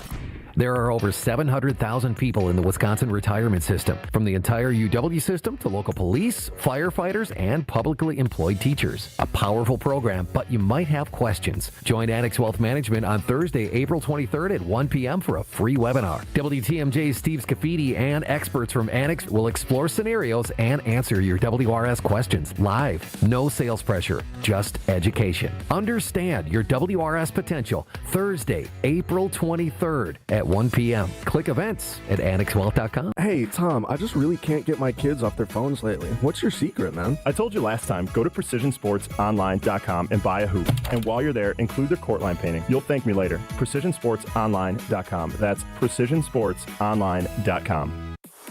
An epic Brewers Pirates series is coming April 24th through the 26th. Kick it off with Star Wars Night on Friday the 24th. And check out a post-game laser show presented by ESPN Milwaukee. Then on Saturday the 25th, get a Brewers windbreaker giveaway courtesy of Courts. Wrap up the series with Family Sunday fun and kids cheer free. Plus, the first 5,000 kids take home an Abner Uribe poster. Grab a seat at Brewers.com.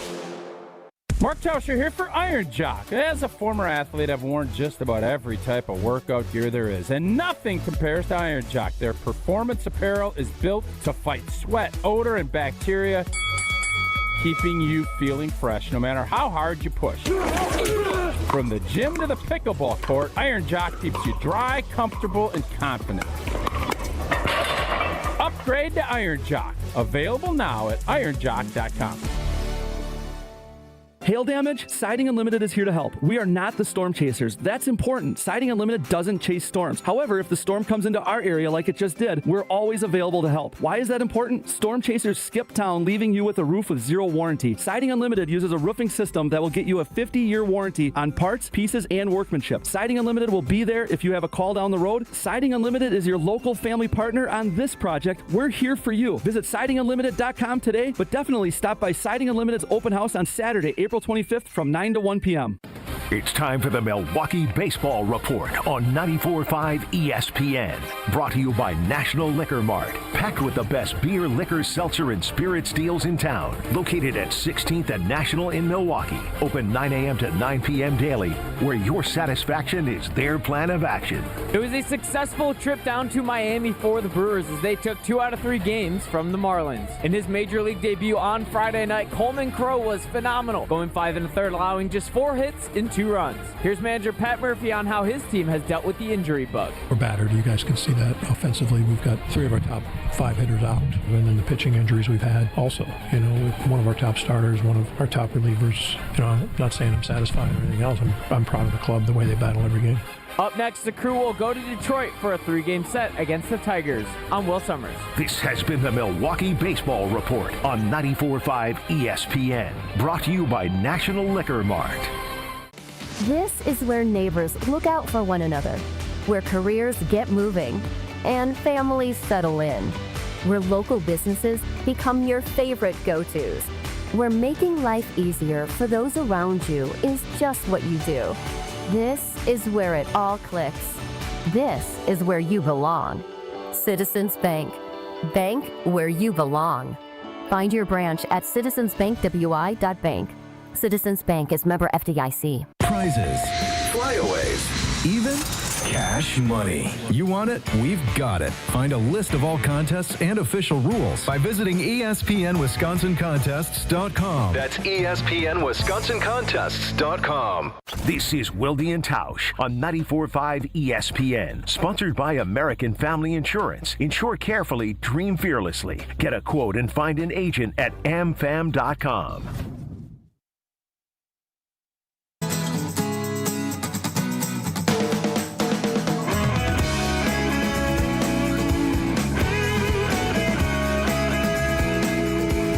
We'll let Bryan think about his power rankings of concern on the offensive line for a little while longer, because we want to take a call here and take advantage of, not that we don't have offensive line expertise when Tausch is here. I don't want to hurt anybody's feelings. I know he's been sensitive lately. But you're spending more time breaking down the film than old boy. He's got a lot on his plate. He's got the Badgers to worry about. So let's take a call from Phil in Cedarburg, who wants to ask Bryan a question. Phil, good morning. How are you, buddy? Not too bad. It's nice and sunny out today, which is warm-ish. I'm happy. Nice. What do you got for Bryan? I'm solar powered. All right, so I know he's given Rodgers a lot of credit in the past for helping the O-line out in terms of being in the right spot and, I don't know, directing traffic or whatever it is.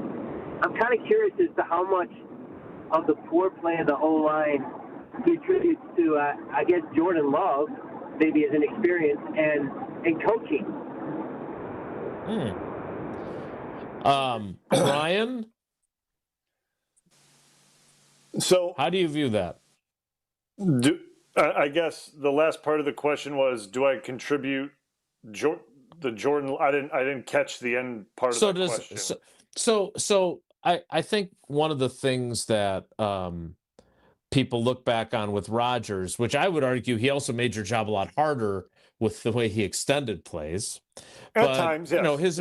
His ability to elude in the pocket and get the ball out. I would argue that one of the best things that Jordan Love does is he's not a runner, but he does do a pretty good job of moving within the pocket with those subtle movements that he probably learned from playing with Rodgers. That his sack numbers have gone down every year, even when we're questioning the quality of the offensive line. And the coach is a factor in that, right? If he's drawing up plays that get the ball out quickly. So I think Phil's saying, if we're saying the offensive line isn't great, how much is that the play of the quarterback or the coaching of the coach and the play calling? Because sometimes that's a benefit, but in any way do you see the quarterback or LaFleur being a negative in making an offensive line that has its inconsistencies even worse? Got it. Okay, that makes sense. I don't see anything, at least from my perspective, watching Jordan Love play, right? Like in seeing him in the pocket, seeing how long he holds onto the football. There's nothing about what he does from a visual standpoint and seeing how he plays the position that I go, he's making their life a living hell right now. He's making this way more difficult on these guys than what it needs to be. He's holding the ball too long. He continues to stray like more back in the pocket, so the tackles are having a hard time holding up on the edge. Like there's nothing that I see from that standpoint. And like you mentioned, he does elude traffic within the pocket really well, and he's able to escape and do those things. What I cannot speak for, because I have no idea, right, are the adjustments being made at the line of scrimmage pre-snap, right? I you can sometimes hear some calls from the mic and pick up if Jordan makes an adjustment, and I'm sure things have changed from when I was first there. Some things haven't changed. And I can pick up some things when I'm watching it live and you hear the audio and you have an idea of where he's making adjustments to. But from a total sense, I can't comment on the adjustments he's making at the line of scrimmage to put these guys in certain situations based on protection adjustments or run adjustments and things like that. So that I don't know. And that if there are bad adjustments being made or bad pressure pickup adjustments being made, yes, that will make the offensive line look a certain type of way, because if you adjust them to mic a new linebacker and now the group's rules change and they don't pick up a certain blitzer or something like that and guys get cut loose, it does from the TV copy look like, well, that's on the guys up front. They just cut that guy loose. Well, sometimes that's not the way it works, right? Like sometimes if we get re-ID'd, our rules change with that ID, and now responsibility now changes from a back, or it's on the quarterback to throw hot off that guy, or whatever it may be, right? Like that's all the rules within the system.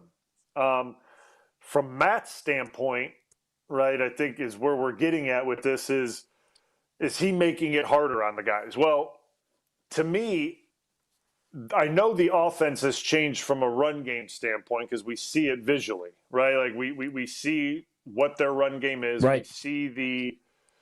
We see the lack thereof play action game, which was so it was so dominant in my first year there, and then obviously in the second and third year in that system, the play action game was a dominant trait of the offense. Well, that's not the case so much anymore. Now, is that Matt to blame? You could say like, hey, Matt, like you should probably be going back to that style, which again, we're working backwards here because he said that in that coach's meeting that he's taking it back down to the studs. Right. So that would mean to me that he is going back to that. But from a protection standpoint, and I've said this to you guys, and again, I've said this to Homer, like I love repeating it because it's so true. People think there's a million different pass protections and ways to pick up pressures and things like that. There's only so many pass protection schemes that the Packers have, that any team have, right? There's your 5-man pro where there's only five guys in the blocking scheme. That's scat protection, right? 5 have to block everybody, right? That's empty backfield, or there's a back normally back there, but then he releases out. That's scat protection. And then there's 6-man protection. That's your jets. That's 2 jet, 3 jet, 2 300 jet. That's 3-step drop.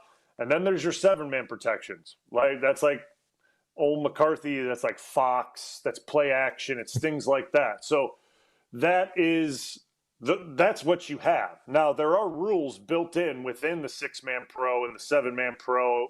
The 5-man pro, it's essentially you're blocking the most dangerous. Like tackles have to squeeze, pick up the most dangerous if there's a blitzer away from the ID and things like that. But the 6-man protection is probably most run on. That's jet, 2-3 jet, 2 300 jet, things like that. It's slide one way, man on the backside. And then the way LaFleur does it is you are essentially sifting and double bumping and picking up the most dangerous on that slide side. That's the way that operates. Okay, that makes sense. So with that though, there's not a bunch of different other things you can do to make life easier on guys, right? Like this is to me a high level quarterback. You want to give him as many options out in the route tree as you can. So if you think you're just going to run 7-man pro all the time, and honestly, I say 6-man because the back's in there for a quick second to help, and then he releases out. He's getting out in the route tree too, unless he has a direct pressure coming to the man side away from the slide, or if there's edge pressure somewhere coming that he's scanning before he releases. This isn't like we walk to the sideline now and we draw up a new pass protection to make life easier on the guys. That it doesn't work that way. Like there's no such thing as that. Like you're either changing schemes completely and saying, hey, we were doing a lot of 6-man or 2 jet or 3 jet. Now we're going to go to a 7-man pro and we're keeping 7 guys in because we can't block these guys. Well, that limits your options in the pass game completely. That just completely shuts down what you can do. It changes the personnel group. And now you have a tight end hanging out. So Tucker Kraft, you have Tucker Kraft hanging out. And now you have your running back hanging out to help the offensive line, which is just, there's a time and a place for it, but it's not all the time. Or you think this is going to be a scat protection game, which is a 5-man blocking scheme. The center ID's one guy, so the center's working to the ID linebacker, and then everyone else is on a big duel. So we're dueling the most dangerous. So if we have 2 down linemen and a linebacker, and the linebacker mugs up, we have to squeeze down to that guy, and if he drops out, then we have to back out to the original 2 rushers, and you're going on the fly, and things are happening really quick, and you have to make split decisions on what's happening. Unless the quarterback IDs you. Obviously, then rules change again, and you have to do that. But this thought that Matt needs to do something to make life easier in pass protection for guys, it's just not realistic. The pass pros are the pass pros. Like those schemes are in, the rules are in, like everything's built in.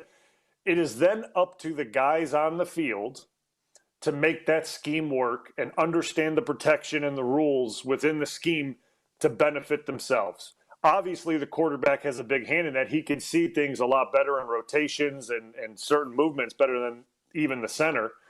But that's up to those 5 guys to make that work to their benefit. How can we make these rules work to our benefit? What can make life easier for us going against, say, this pressure look or this defense or against certain pass rushers? What can we do to help ourselves within the frame of the offense and within the frame of the scheme? So I don't really look at it as a Matt issue. And again, I can't speak to it because I don't know what protection adjustments are being made by Jordan. I don't really look at it as a Jordan issue either. They just have to play. To be honest with you.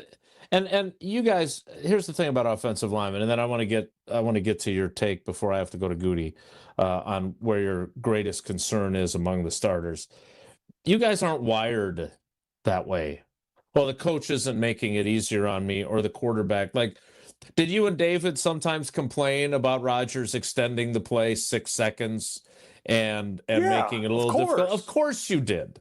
But you guys are your attitude, and it started with Campy, who played the position himself. You guys aren't going to make excuses or complain about the quarterback holding on the ball too long. You may complain about it a little bit and give Rodgers a hard time, say, hey, little help here. But you guys are probably, as opposed to some other positions on the roster, as self-critical. And frankly, because your coaches are really critical of you. Because, again, everything starts with you guys. And if you guys aren't doing your job, then nobody else on offense can do their job effectively. So, again, I don't know where this offensive line will be. Maybe they will surprise us. But I want to talk a little bit with Bryan about where his biggest concern is. Then we'll play trivia after that while I go to Gutey's presser, and then I'll be back. Want to remind you, as I have been, and it's great that I'm getting feedback from fans and people who listen to the show regularly, that they're in the same boat I am. They have not been responsible about getting their affairs in order. And, you know, Walney Legal Group calls it an uncomfortable necessity. They're right on both counts. I'm uncomfortable with it, so I just kept pushing it off.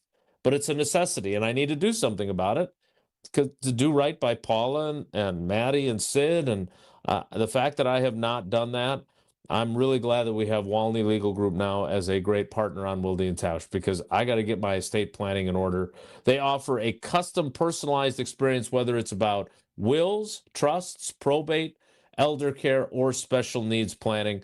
They make it smooth, easy, and as painless as possible from start to finish. Their motto: lawyering the way it should be. Clear communication, niche expertise, personal service, and a modern approach. They've got all kinds of awards that they've won, including being among the best lawyers in America. So they know their stuff, and they're friendly, creative, sensible, and smart. So go to their website to start the process now.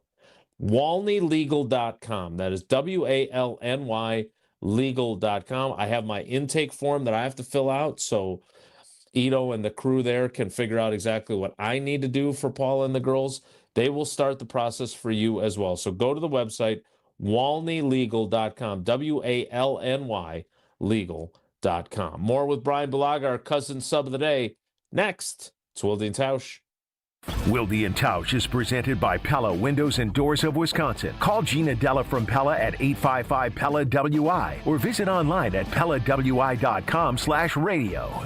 One of the most important concepts in sports is don't drop the ball. Are you dropping the ball with your estate plan? When was it last updated? Have you even done one at all? It's ESPN Wisconsin's Jason Wilde for Walney Legal Group. There's a lot at stake for you and your family when it comes to wills, trusts, probate, and elder planning. At Walney Legal, that's all they do. Tailored documents. No confusing legal jargon. Just thoughtful guidance. Do the blocking and tackling to protect your family. Start a conversation today at WalneyLegal.com.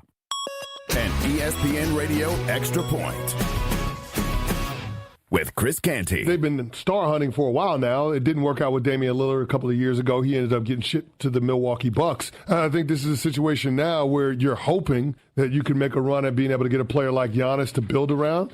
Pat Riley has shown once he gets that superstar in the building, he knows how to field a competitive team around him. So I would feel differently about the prospects of the Miami Heat moving forward if they were able to land Giannis this summer. But there is no question about it. The Miami Heat are never going to be in a situation where they can be a top-of-the-lottery type of squad. They're always going to try to be competitive. Based on how today's NBA goes and the elimination of true free agency, then you're going to have to star chase, and you're going to have to be able to land a trade and get a superstar talent that can be the best option on a championship winning team. And Giannis has proven that he can do that, albeit a long time ago. My name is Whitney Allen, and I'm a widow. My husband, Ryan, died. We never thought we'd ever have to use life insurance, but the unexpected happened. With Ethos, signing up was fast and 100% online. You can get a quote in seconds, apply in minutes, and get same-day coverage. No medical exams, and you can get up to $3 million worth of coverage. I'm grateful we were prepared. Get your free quote at ethos.com/play. That's ethos.com/play. Paid spokesperson. Time spent on application may vary. Online health questions required. We expect our information in real time. U.S. Med carries continuous glucose monitors, which provide real-time readings of blood glucose levels. U.S. Med is an approved provider for Medicare and over 500 private insurers. So call 888-665-0696 today for a free insurance and Medicare benefits check as easy as... That's 888-665-0696. In 1987, the Bucks took on the world and changed basketball forever. At stake, basketball supremacy in the United States. Bucks versus the World, narrated by Charlie Behrens, is the new season of Behind the Bucks podcast, presented by Gallagher, your trusted insurance broker and HR and benefits consultant. It's the untold story of the 1987 McDonald's Open, when the Bucks became the first NBA team to face the Soviet Union. Listen now on Bucks.com/plus, the Bucks app, the ESPN Wisconsin app, and wherever you get podcasts. Your local bar could be your ticket to a global stage. Michelob Ultra Soccer Shootout is giving fans the chance to win tickets to the FIFA World Cup 26 at New Berlin Entertainment this Thursday starting at 6 p.m. Also enjoy Michelob Ultra at Puddler's Hall, Maddie's, and Nomad on Brady. Your neighborhood, your shot at the world's biggest game. Play for the chance to witness history. Michelob Ultra, official beer sponsor of the FIFA World Cup 26. Enjoy responsibly. 2026 Anheuser-Busch Michelob Ultra Light Beer, St. Louis, Missouri. No purchase necessary. Open to U.S. residents 21 plus. Void where prohibited. This is Coach Greg Gard. Strong teams succeed with the right partners.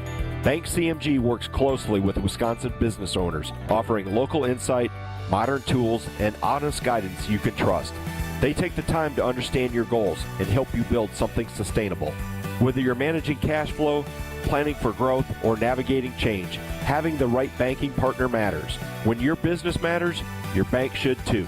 BankCMG.com.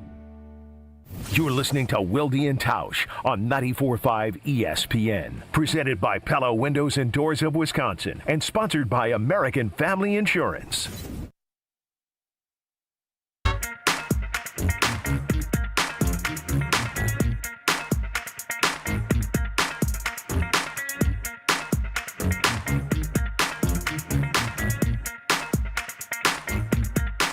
All right, Jesse and Bulaga to play some trivia here coming up, and then Jesse's curated a number of good questions from you on the Carbless Talk and Text line. Less is more. So we'll get to those as well while I'm at Gutey. Brian, do you have any requests? Tausch didn't have any requests yesterday. I like to take requests. Do you have anything for Gutey that I need to ask that's top of mind for you? I would like to know if he, based on obviously the depth at certain positions, if he's expecting round 2 and round 3 guys to be instant impact guys, if that's the way he's looking at round 2 and round 3 this year. Because, you normally look at round 1, round 2, round 3, and maybe round 1 and round 2 based on who you draft and what position they go into, obviously, right? I mean, it's all case by case. Like Jordan Love obviously wasn't going to be an impact guy when he was drafted. Aaron was there. But is he looking at round 2 and round 3 as guys that are going to need to impact this team immediately? Like, because you're looking at certain depth at certain positions like DB, like edge rusher, maybe not as much offensive line, but if you do draft a lineman in the 2nd or 3rd round or whatever it may be, to push for a starting spot. Like right. It's open for competition that they are able to crack into the starting lineup. And I guess that's my biggest question, because if we're just drafting for potential 2 years, 3 years down the road, that doesn't serve the mission this year, which has been said that this is a championship roster, if I'm not incorrect. And I'm not sure it is at the moment, though. All right. Brian and Jesse are going to play trivia presented by Cousin Subs, Iron Jock, and Vortex Golf. Jesse, what's today's category, and what caller would you like? Today's trivia category is the 2010. I did forget what it was for a second, but now I remember the 2010 Bryan Bulaga NFL Draft. Nice. With Bryan Bulaga. Questions about Cousin sub of the day. Yep, about all kinds of players from the 2010 NFL Draft, not just the Green Bay Packers, although there is at least one question specifically about the Packers in that draft. All right, well, it was 2010. So, and Brian, you were picked 20? 23. Caller 23 right now for trivia, 844-770-3776. Top 10 talent at number 23, not bad. Caller 23 right now, 844-770-3776, 844-770-3776. Brian and Jesse will play trivia next. It's Wilde and Tausch. This is Wilde and Tausch on 94.5 ESPN, presented by Pella Windows and Doors of Wisconsin, and sponsored by American Family Insurance. All day, every day, the Cardless talk and text line is open for you. We're not trying to get from A to B. We're trying to get from A to SB, as in the Super Bowl. 800-990-3776. The Cardless talk and text line. This is more. 1 in 10 young adults will experience a form of homelessness this year. For over 50 years, Covenant House has been helping youth in crisis. To learn more, go to covenanthouse.org today. Wisconsin weather doesn't ease into spring. It keeps you guessing. That's why your windows and doors need to handle everything. At Pella Windows and Doors of Wisconsin, we build for year-round comfort. Now get 0% interest until 2030. That's years of no interest, so you can upgrade now and pay over time. Plus, enjoy a free in-home consultation, expert installation, and a 10-year limited warranty. But order by April 30th. Schedule today at PellaWI.com. Remember how you felt when you were 25? Your morning workouts were a breeze. You had a drive that kicked in way before your first cup of coffee. Does it feel like you're losing your edge? You know, it might not be your age. It could be low testosterone. At Mentality, we'll get to the bottom of what's really going on and build a personalized plan using testosterone replacement and peptide therapies to help restore your energy, focus, and drive. Get back to being the guy you used to be. Book your appointment with Mentality at lowtusa.com. Again, that's lowtusa.com. Mark Tauscher here for Iron Jock. As a former athlete, I've worn just about every type of workout gear there is, and nothing compares to Iron Jock. Their performance apparel is built to fight sweat, odor, and bacteria, keeping you feeling fresh no matter how hard you push. From the gym to the pickleball court, Iron Jock keeps you dry, comfortable, and confident. Upgrade to Iron Jock. Available now at ironjock.com.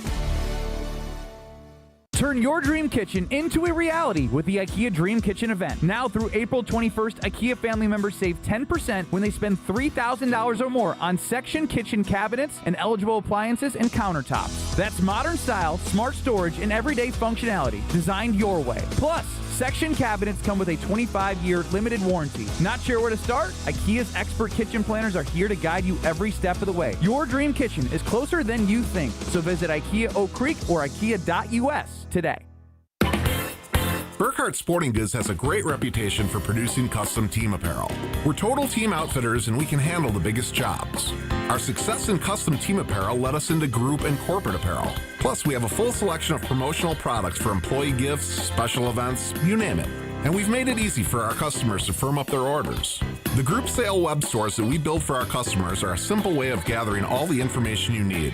They're easy to work, easy to understand, and with them you'll have access to nearly limitless options. We've seen that most times we're better priced than our competition on the same high-quality apparel choices that the other guys offer. Plus Nike and Under Armour choices that the other guys can't get. And we offer a huge brand selection from Yeti, North Face, and Carhartt too. This is Brian Burkhardt. For team, group, or corporate custom outfitting and promotional products, it's going to be really hard to beat our prices, selection, and ease of buying for any size budget and every size company. And that's why we always say, you can't beat Burkhardt. When you work smart, incredible things can happen.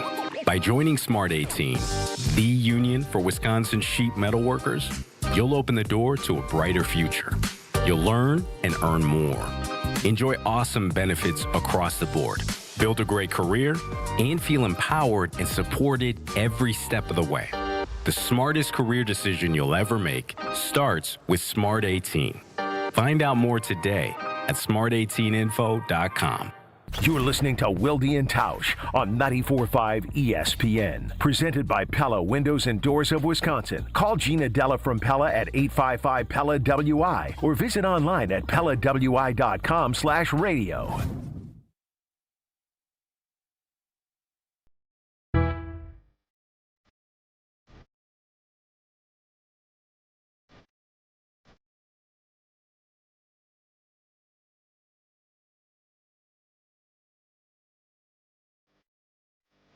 Wilde and Tausch back with you, and it's the show everybody wanted.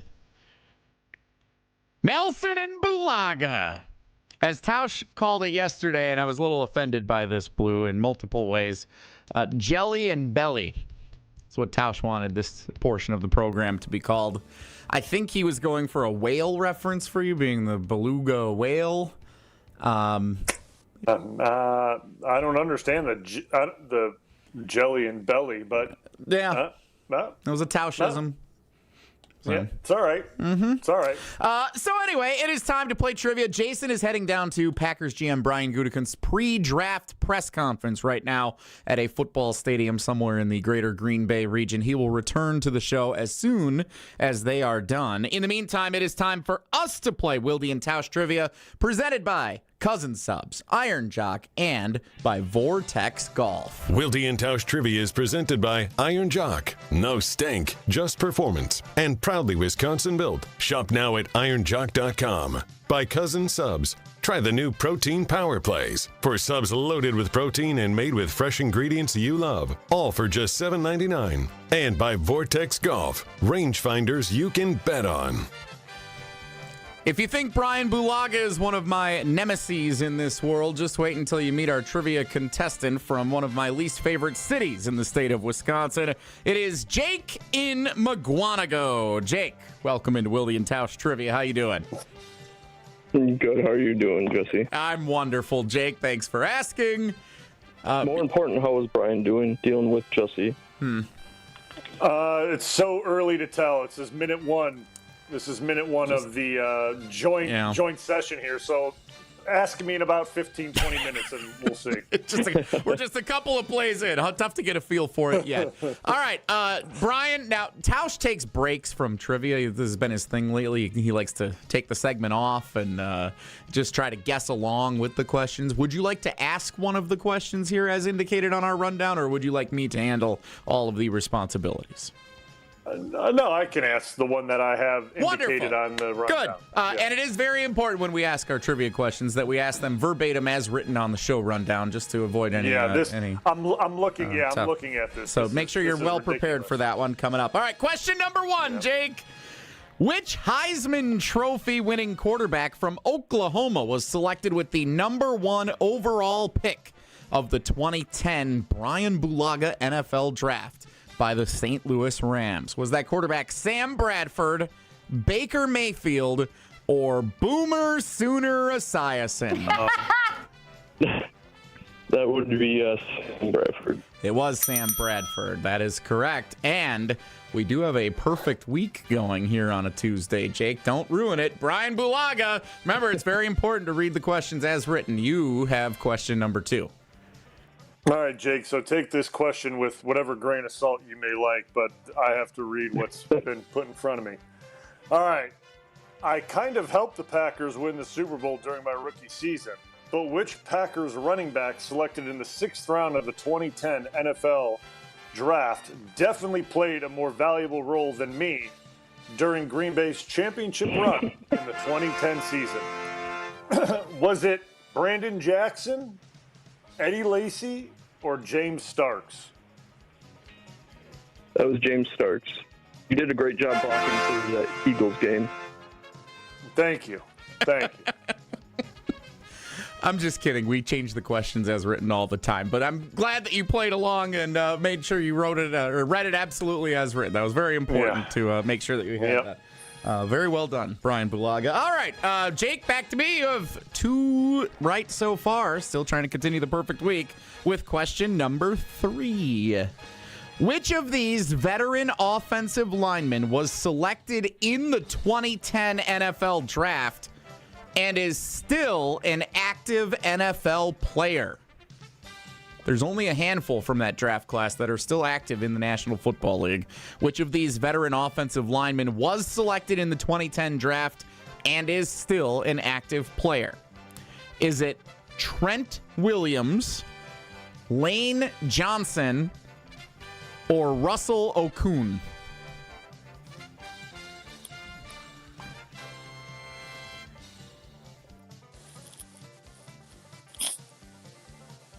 Hello, Jake. Are you there? Yeah. Oh, we might be losing you, Jake. All right. Yeah. Jake? Hello. Hello. I know the signal in McGuanago can be tough because it's in the middle of nowhere and it's not nearly as good as Muskego. Are you still now back with us? You're good. Yeah, is it Trent Williams? It is Trent Williams. Nicely done. Yep. Hopefully that was your guess when we lost you for a second. But well done, Jake. You have all 3 right today, which means you get all 4 entries into the drawing for our triple header prize pack at the end of the week from Cousin Subs, from Iron Jock, and from Vortex Golf. Thanks for playing, Jake. Thanks for tuning in as always, even though you're from McGuanago. Congratulations. Love you, Brian, not Jesse. I love you guys. Thank you. And Bryan Bulaga has made an ally filling in as our Cousin Sub of the day today. Here on Wilde and Tausch Trivia. Jason Wilde attending the Brian Gutekunst pre-draft press conference in Green Bay. I have curated some questions from the Carbless ESPN Wisconsin talk and text line that have come in throughout the morning for our famous friend Bryan Bulaga filling in for Tausch today as our Cousin Sub today. We will review those texts, some about the offensive line, some about the draft, some about the future of the Green Bay Packers. So stick around. We're going to cover that, and then Jason's going to return. We're going to break down what Gutey had to say at the podium a couple of days before the NFL draft. That's all to come in the 11 o'clock hour of Wilde and Tausch. Stick around. Don't go anywhere. Another hour of Wilde and Tausch, presented by Pella Windows and Doors of Wisconsin, is coming up next on ESPN Wisconsin and the ESPN Wisconsin app. 2.3 million. Hi, it's John Reitz from Great Midwest Bank. And while buying a home is a big deal, it certainly doesn't have to be and shouldn't be a stressful experience. At Great Midwest Bank, we combine competitive rates, fast pre-approvals, and honest advice from knowledgeable loan officers to help you every step of the way through your home buying or building journey. For 90 years, our customers have been part of the GMB family. Experience a state of tranquility at GreatMidwestBank.com. Great Midwest Bank, your simply local equal housing lender.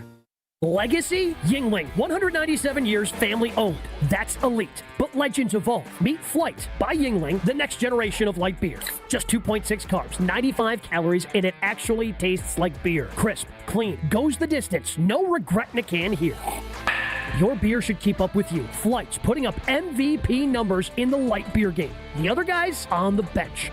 Wisconsin, level up. Flight by Yingling, the next generation of light beer. DG Yingling & Son, Pottsville, PA. Enjoy responsibly.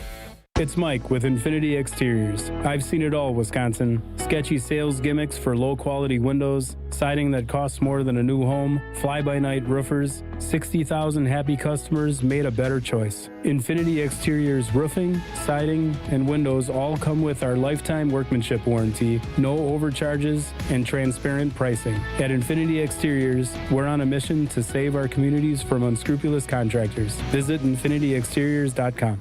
Get out of the house this summer and head to Road America, conveniently located between Madison, Milwaukee, and Green Bay. This legendary 4-mile, 14-turn road course has been hosting the world's best racers since 1955. Bring the whole family. Kids 16 and under get in free with a paying adult at the gate. You can camp on site, explore the grounds, and take in the racing your way. It's more than just a race, it's a full experience. IndyCar is the must-see race coming June 18th through the 21st. Come for the experience, stay for the race. Get your tickets at RoadAmerica.com.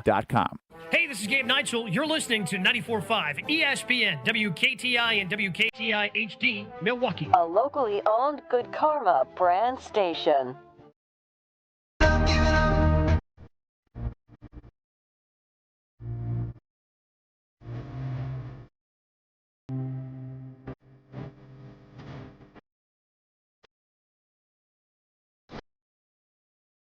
The show nobody asked for continues on. Jesse and Bulaga. While Jason Wilde is in attendance at Brian Gutekunst's pre-draft press conference up in Green Bay, He'll return, we think, next segment. We don't think Gutey will talk to. This is Brian. Tausch brought this up yesterday when we asked him what should Jason ask Brian Gutekunst today. Tausch said, "Can you just send Jonathan Gannon up here because we haven't heard from him yet." And Gutey's talked like 4 or 5 times now since the end of the season compared to LaFleur's talked once. Gannon hasn't talked at all. New special teams coordinator hasn't talked at all. It'd be nice to hear from some of those other guys instead of just Gutey for the 5th or 6th time before the draft, you know? I mean, I'm hoping if they do draft a DB that we will hear from Gannon or any defensive player that we'll hear from Gannon regardless. But wouldn't that be awkward for his first press conference to be like talking about the top pick that the Packers had this year being on his side of the ball? Like, shouldn't there be a let's get to know each other introduction before you do that? Just maybe you would listen. You would think, but it's a new league. It's a new NFL, man. It changes every year. It gets a little different every year, and this is no different. I say that I don't remember whenever a new coach was introduced, especially a coordinator, that they never spoke in Green Bay. So this is new. This is new, uncharted territory here. It does seem like a really bizarre thing. We've talked about it quite a bit on the show over the last several weeks, and I still can't believe it hasn't happened before the draft gets there, because it is really going to be next week probably. They're going to say, here's Jonathan Gannon, but let's talk about all the defensive players the Packers drafted. And by the way, hi, I'm Jonathan Gannon. Like, it's just going to be super awkward. So Jason's down at the press conference with Bryan Gutekunst right now. We will recap everything that he has to say. Quite honestly, I don't expect he's going to say he's not going to tip his entire strategy for the draft 3 days before they make their first pick in the 2nd round. So we'll see what he says this afternoon, and if there's anything compelling, Jason will report back when he returns to the show in a little bit. In the meantime, on the Carbless ESPN Wisconsin talk and text line, list is more, 844-770-3776. There have been a lot of questions that, quite frankly, I don't think we asked for questions for Bryan Bulaga today, but our fans are so great that they just started sending them in anyway. So I guess they think you have valuable insight, so we're going to get to some of that here. So here is our first question of the Carbless ESPN Wisconsin talk and text line. It comes from a great fan of ours, Matt in West Bend, says this. The Packers have traditionally been one of the best teams at developing offensive linemen. Is that still the case? And if not, why do you think that's changed? Yeah, I mean, I think you look at current situation right now. I mean, Zach Tom was a development project, right? Like he was a late draft pick. He was a development project, and he's kind of turned into what he is right now. So, like, I think there's cases that they still do a good job of developing guys. Now, we also have to look at the way when I was first there and you had the Sittons and the Langs and the Linsleys and the Bakhtiaris, that was a different system. It was a different head coach. It was a different offensive line coach and things like that. I'm not saying that can't be, for people that don't know that, Jason talks about my offensive line coach. I was in Green Bay forever, was fantastic at developing, linemen and the way he did it. He had a certain strategy that he went about doing it and kind of how he coached guys. Very good at it. I thought Steno has, when that was obviously the O-line coach, he's now the OC, but he was the O-line coach when I first got there. Or not when I first got there, when Matt first got there, I thought he did a very nice job as well. Elton was obviously a high-round pick, but he still had to get him ready to play in time to go for, when did he start? Week 2, I think, is when Elton took over in that year, was week 2, if I'm not mistaken. But so there was development there, and obviously they had their hand in Zach Tom. Buckus was there for Zach Tom.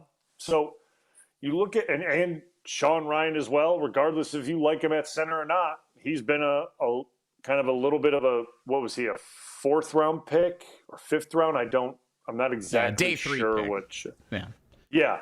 So he's a guy that got a second contract that has played guard and has played center and has developed into a starter for them. So I still think they're able to do that. I still think Butkus and when Steno was the O-line coach that they're good at doing that. But it also does come down to the player that you draft, right? Like, you just can't select any guy and expect line coaches to turn him into, the next Sitton or Lang or Bakhtiari. Like, it doesn't really work that way. I mean, even Sheed. Look at Sheedo. He was a 7th-round pick, and he started at left tackle for how many games? You have to credit that to Steno and Butkus and those guys developing him into that. Was he a David Bakhtiari? No, he wasn't. He wasn't Dave. But he was a reliable left tackle starter in the NFL. That's the way you have to look at it. So I still do believe that they are capable and they're good at doing it, but at the same time, you have to give them the canvas to paint looking at it in a different perspective. And the object that they are painting has to be, there. And they have to have something to work with, is essentially what I'm saying. So that's a mix of both. That's who you're bringing in, and obviously it's on the coaches to get the most out of that guy. But I still think that they're capable of developing high-level talent, for sure. I didn't know you had that level of artistic insight in you. Bachelor of Arts at the University of Iowa, clearly. Yeah, oh, yeah. Next up, DJ in the Saw on the Carbless ESPN Wisconsin Talk and Text line. Lists is more, 844-770-3776. He asks, after hearing about how poorly regarded the Packers' offensive line is right now, can we say this is the worst offensive line since 2005, which was several years before you got to Green Bay? And if so, who is to blame for this predicament? I don't know how well you know the O-lines from 05 to 2010, but you certainly could talk about it from then on. And how do you answer DJ's question here? Yeah, I'm not totally sure how they were in 05. I know that they struggled in, 09? I believe they struggled in 09 as well. They gave up a lot of, I think, like 61 sacks or something like that in 09, or it was 08. It was one of those 2 years. And how they're in this, I guess, predicament of where the preseason rankings are, right? Like, and again, this is all preseason rankings and outlooks and things like that. When you have a lot of departures, which they obviously, Elton, longtime stud, gone. Sheed, longtime starter, gone. You have to fill that. You have to replace players, right? And that comes kind of what we were talking about just the last question, is you have to bring in guys that are capable and able to be those replacements. Now, they go out and get Banks in free agency. I still think it's a little too early to write that off as a miss, right? I think if he stays healthy and continues to play the way he did towards the end of the year, it could turn into a good move, right? If he plays at that level and stays healthy, I think that position gets solidified. But from an overall standpoint, I think Gutey's outlook on the offensive line is we want versatile guys to play everywhere. Right. And so you have guys that are learning multiple positions and not really mastering one position, whether that's tackle or guard, right? They're moving within the entire group. So they're taking reps at guard, they're taking reps at tackle, they're taking reps on the left and on the right. And when you do that, it doesn't allow a guy to truly settle in and get his feet planted in one spot and learn a spot. So when he's called upon, it's just like riding a bike. And that's how it was with Ted, and that's how it was with Campion. I mean, there were obviously swing players that had to learn multiple roles. That's the life of it, right? Like there's some guys that have to do that. That's their role on the team. But at some point, guys need to learn a spot, and that's been, to me, Jordan Morgan's biggest issue, right? And that's what we believe is the biggest question mark kind of going into this is Jordan Morgan going to be able to do the job at left tackle? Well, he hasn't really been given the best circumstances to do that and prove that over his first few years as a Green Bay Packer. So to me, that would be why we're kind of seeing some of these things. Sean Ryan's another great example. We just signed him to be a center, but he's been a guard for the last 4 years or 3 years, whatever it's been. So, like, that's kind of what I'm getting at here is you need to give guys opportunities to be in a position to learn that position, and you're never going to master a position, but to be as good as you can at that position. So like I said, when you're called upon to go in and it's your opportunity, you can shine and you can play well and you can maintain a standard. And that's kind of where I see this as. And versatility is good. Don't get me wrong. And that's what Gutey says. We want these guys to play multiple positions, but at some point I will still always say that it becomes a negative for some guys because they never are able to get truly comfortable at one spot. In 2008, Aaron Rodgers was sacked 34 times. In 2009, he was sacked 50 times. There we go. Yeah. 2012, he was sacked 51 times. So way to go. That was, I fractured my hip in like week 6, so or 7, whatever it was. So I wasn't a part of that the entire time. I'm sure I had my hand in it, but not the entire time. Means you still played 5 games, right? Anyway, all right. I mean, I don't know what I did. It might have been week 8. It might have been week 9. I don't remember. It was against the Cardinals. It was against the Cardinals at home. I fractured my hip. And I'm sorry for bringing up the memory. Truly, I am. Mike in Madison has our next question. Let's move on from the offensive line here for a moment. Or actually, it's kind of related to that. It's draft related from Mike. He texts in, I would love to know what percentage of a vote LaFleur has when it comes to draft picks. It seems like Gutey is the brains behind every draft pick. Is that true? We can ask Jason that same question when he comes back. Yeah. But Brian, from your insights from playing in the league as long as you did, do you know how this works? Like how much say the head coach has in which guys are selected versus the general manager, and if it varies team to team? It's a good question. And as far as I know, and how it's been in Green Bay, it comes down to the GM. It was always Ted. Ted made the decision. He would get, from what I know, would get the input and the feedback from, he would gather information from everyone, from the head coach, from the position coaches, from the scouts. I mean, he would gather all the information, right? Like, and that's what they're supposed to do. But at the end of the day, the GM's making the call. The head coach could go to the table for a certain guy, and the GM may go, well, I don't want that guy. I'm going here. So to me, the draft picks are the GM's job. That's their main job, roster building. That is the biggest, and it shows you how they're performing because it's how those draft picks then do to help your team and build your team from the draft standpoint. And Green Bay's always been a draft and develop team, even though we've seen some big trades or free agency moves in the past, 4 years more than we saw under Ted. They are a draft and develop team. That's how they've been able to, in my opinion, be so successful for so long, is because you are drafting good players, developing them into really good players, and then retaining those good players and not having to pay a premium on the market for that same player that may not be as good in your system or your scheme or in Green Bay or whatever it may be, may not fit. That is why, in my opinion, Green Bay has been so good. But at the end of the day, that comes down to, it's the GM. The GM makes the call.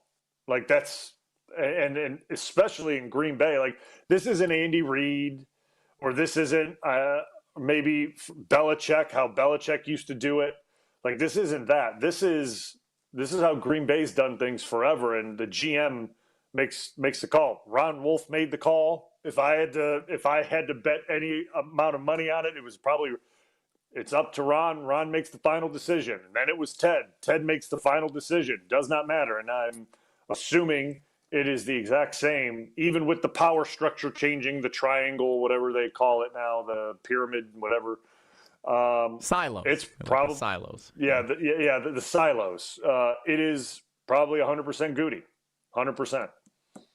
We'll see if we can get some more insight in that from Jason when he returns from Brian Gutekunst's press conference. One more before we go to the commercial break here. This is from Adam in the Berg. Would Jesse be this chippy at Bulaga if they were in person? I feel like this is a little keyboard warrior syndrome that Jesse has towards him. Iowa jokes, now fat jokes. What's with this guy? That's a great question, Adam.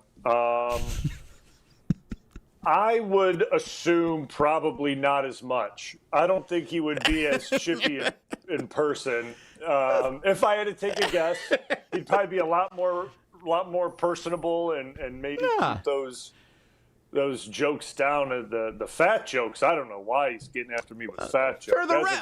So for the record, that wasn't an intended fat joke at the top of the show. Jason was asking about remodeling the office because he moved into a new office at a football stadium near you in Green Bay, and I simply said I like moving stuff around. You brought up the cushions on the chairs in the offensive line. I said, well, it would have been nice if you were moving the cushions around so you weren't breaking the same one down every week. I didn't intend for that to be a fat joke. But that's what it certainly came off as, because you said you were ensuing that I should be doing that at the house now. Like I should be moving the cushions and furniture around, so that it'd be nice to mix it up a little bit is all. I've lost close to 100 pounds. I don't understand what those jokes are intended for, who they're intended. It can't be me. It certainly can't be me. I will answer Adam's question by saying this. We've ran into each other in person a handful of times at the draft last year, where I bought those souvenir golf balls from the draft, which was a great purchase. Still have them. I'm going to putt with them tomorrow when I'm out in the league. And then we saw each other at the tailgate tour a couple of years ago. And the answer is yes, I'm a lot nicer in person than I am when we're separated by a full time zone and he can't reach out and deck me in the face if I say something mean to him. So yeah, entirely I would be nicer to him if he was here. Keep them coming. 844. Go ahead. But the golf ball thing, still, I had to get after you for the golf ball thing. There's no way I couldn't let that one slip. I hope fans in Pittsburgh buy themselves a great NFL draft souvenir golf ball this week, and they have a grand old time when they attend it Thursday, Friday, and Saturday. And I don't care what Bryan Bulaga or anyone else said. I think I still have it here. I'm like, go get it next segment. Jason should return from Brian Gutekunst's pre-draft press conference. We'll break down what the GM had to say. That's all straight ahead. Wildy and Bulaga, hopefully, comes back next here on Wildy and Tausch. This is Wildy and Tausch on 94.5 ESPN, presented by Pella Windows and Doors of Wisconsin, and sponsored by American Family Insurance.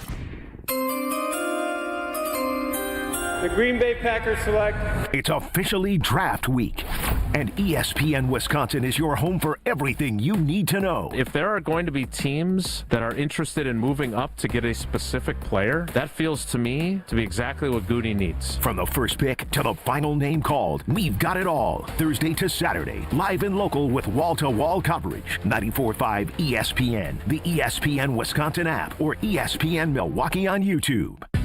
Need a quick, delicious way to fuel your day? Try one of our new protein power plays from Cousin Subs. Power ham, power turkey, power club, power tuna.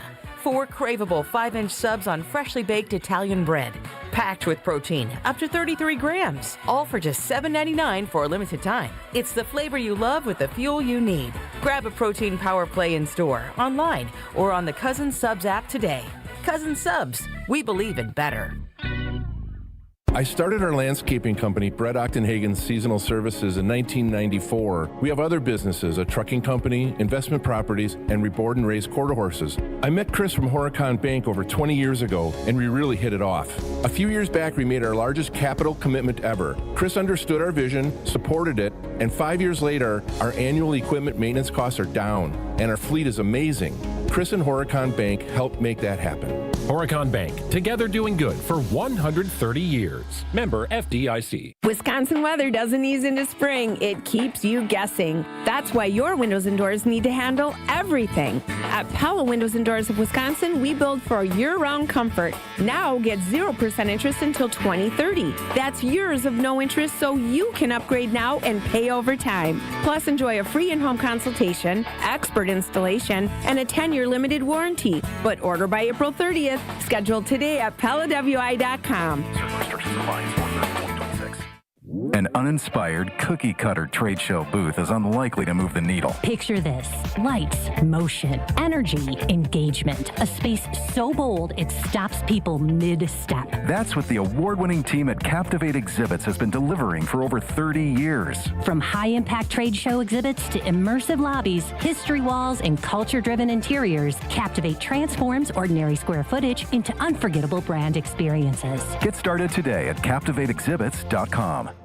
At Blaine's Farm and Fleet, we believe in doing things your way. So why shop the same retail giants as everyone else when you could find the same trusted products you want and need at unbeatable farm and fleet prices? Right now, during our battery-powered tool sale, save $400 on a new Ego battery-powered lawn tractor. 16 packs of Duracell AA or AAA batteries, $12.99. Plus, rewards members get a free $10 Blaine's gift card when you spend $100 on Scott's Lawn Care products. Blaine's Farm and Fleet. Be an original.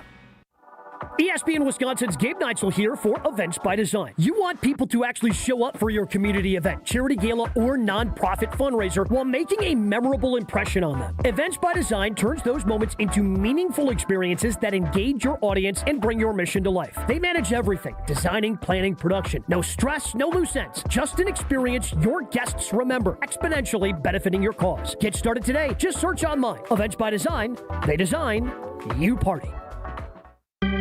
Brewers baseball is back, and there's only one way to celebrate: with a Surfside iced tea and vodka or a Surfside lemonade and vodka. Smooth, refreshing, and made for game day, Surfside is the perfect match for a day at the ballpark or catching the game at home. Surfside is only 100 calories with 0 bubbles, so it goes down easy. It's not a seltzer, it's Surfside. Proud partner of the Milwaukee Brewers. Must be 21 plus. Please drink responsibly.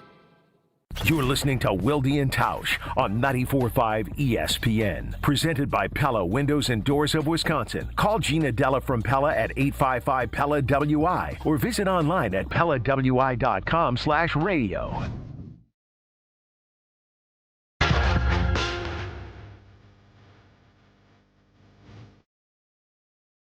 Brian Gutekunst is done talking in the newly renovated, formerly known as the team meeting room, now the media auditorium. It took me a while, Bryan Bulaga, but I did get in a question about Zach Tom. I believe this is the first time he has confirmed that Zach Tom did undergo surgery on his knee. Said that he fought like heck to be able to play late in the season, but obviously that did not happen. He told us at Locker Room Cleanout that he had a partially torn patellar tendon, and he had said that he thought it would be a 6-month recovery. So if he had the surgery in, say, early February, that would have him theoretically back in early August. So I'm guessing he won't be doing much of anything here during the offseason program and OTAs and minicamp. But I kind of phrased the question this way to Gutey, like, we talk so much about losing Micah Parsons and losing Tucker Kraft, and rightfully so.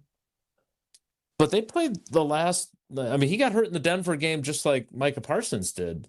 And you can say that, and I think Gutey was actually wrong. I think they played Jordan Morgan there, not Darian Kennard there after he went out. And he had said Darian Kennard, who they do have back and is an option. But they missed him. And they missed him a lot. And when you don't have your best offensive lineman, that does matter. And I know, Gutey doesn't want to be making it sound like he's got a bunch of bums behind him, but he's different. He's paid differently for that exact reason, right? Yes. And so my question for you, given how much of the tape of that offensive line you watched, how different of an offensive line is this when they have Zach Tom versus when they don't? I mean, it's much more complete. It's more balanced. You're able to do different things schematically from pass protection. You're able to do different things schematically from the run game. And I think you see from the group a little bit more sense of calm, because I think he's a calming presence for them as well because of his ability, kind of probably his confidence in his leadership and himself. His confidence in himself, but then his leadership within the group. I think that brings a sense of calmness to the rest of the guys, that you have that guy out there and he's going to handle his business and take care of what he needs to do. Listen, there's confidence in the quarterback when you have your guy out there, right? I mean, it makes the quarterback feel better. It allows the quarterback to feel like he's got that extra half second if he's looking over to his left, and that's now technically his blind side, that he's got that extra half second to deliver a strike. So, like, there's a lot of things that look better when he's out there. So, hopefully that timetable is accurate and he's on that timetable. And once mid to late training camp comes around, he's back up to, you could say full speed or close to full speed, however you want to call it, because it's going to take a little while to get back into the swing of things for sure. So your ACL tears were, and I know that he doesn't have an ACL tear. He has the patellar tendon. But your ACL tears were in 13, right, during family night? And then 17? Yep. Okay. Boy, no wonder that 17 season went down the tubes in a hurry. You lost your quarterback to a broken collarbone and you to a torn ACL. How did that impact the following training camp for you?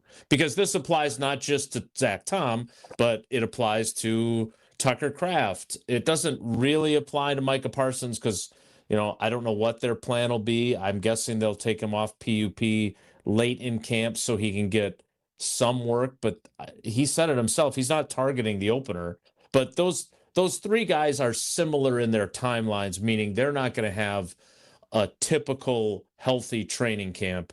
How did that impact you, and how much of a concern is that? Yeah, so my first one in 2013, because I tore it in training camp, I had essentially a full year to rehab that knee. So I was back in doing OTAs the following year in 14. They introduced me into team drills and things like that in 2014, coming back from that ACL.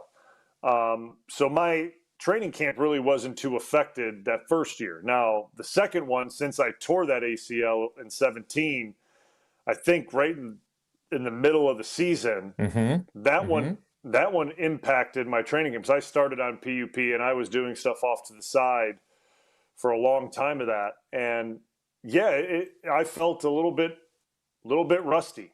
There's no doubt. Like, I felt a little bit rusty for the first few weeks of the season, and because that one wasn't a full year recovery. I didn't have that. I had to kind of push that rehab as hard as I could and move timetables up myself, because I didn't think sitting out the first 6 games was ever an option, right? Like, that wasn't going to be an option for me. Like, you're going to miss the first 6 games. So that second one, definitely, I paced it different and I approached the rehab different because I went through it the second time. But in the same light, because I didn't get those training camp reps early on and I didn't get OTA reps early on, I didn't have that time to really settle myself and get my technique and all that dialed in when you normally get those things dialed in. All right, Jesse has generously agreed to give up Whoa Nelly so we can hear Gutey's answers to my 2 questions. There were a lot of questions about process without a first-round pick, so we'll get into that coming up, and then we'll try and close up shop with a couple of other important things he talked about.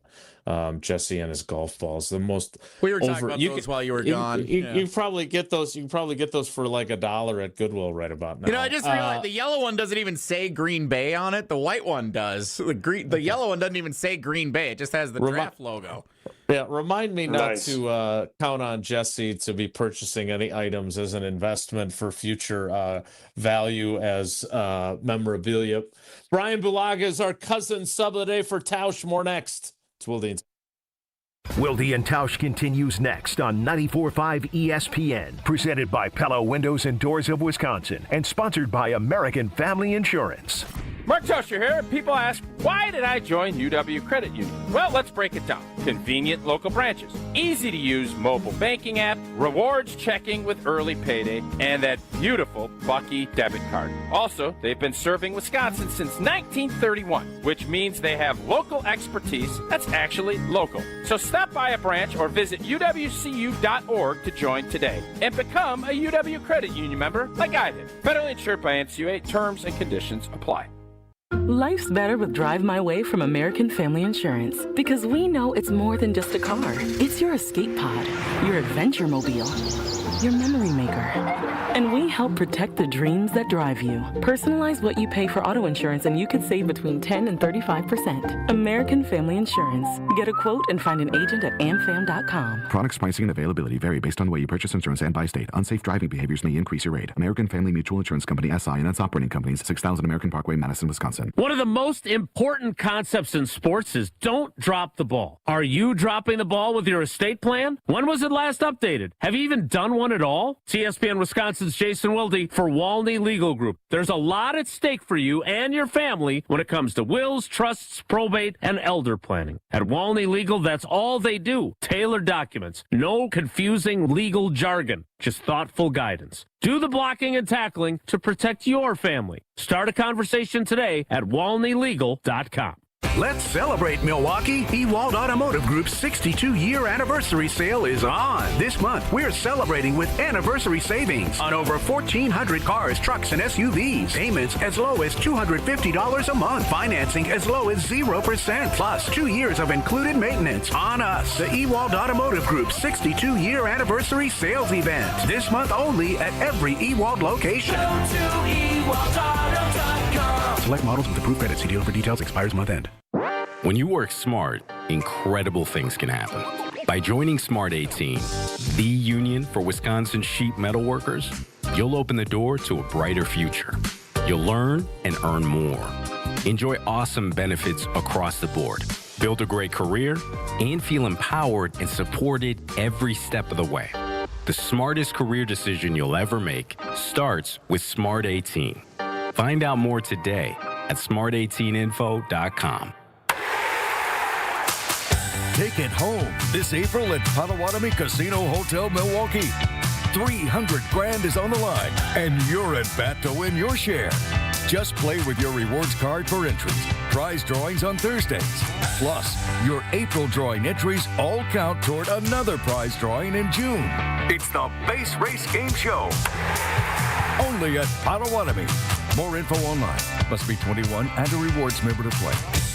Hey, it's ESPN Wisconsin's Alex Strofe. A couple of months ago, I knew one thing for sure. I had the girl. What I didn't know was what came next. Luckily, a friend of mine told me about the team at Robert Hack Diamonds and the job they do, getting you from knowing you have the girl to down on one knee. I had never been through this process before buying an engagement ring. I had an idea of what she wanted. She'd sent me pictures of some hints and some ideas, but I wanted it to be special and different, and that's where Robert Hack Diamonds came in. They created my fiance's dream ring, and it made that moment, that much more special. So if you, like me, know you've got the girl, but don't really know what comes next, go see the team at Robert Hack Diamonds. 3 locations in the Milwaukee area, 1 in Greenfield, where I went, and 2 in Brookfield, north and south. Their custom jewelry is made on site, lab-grown options, natural diamond options, and all the in-betweens. Stop in today or visit them online, roberthackdiamonds.com. That's Robert Hack, H-A-A-C-K, diamonds.com. And after you get that yes, like me, you'll say, heck yeah, thanks to Robert Hack Diamonds. This is Wilde and Tausch on 94.5 ESPN, sponsored by American Family Insurance. Insure carefully, dream fearlessly. Get a quote and find an agent at amfam.com.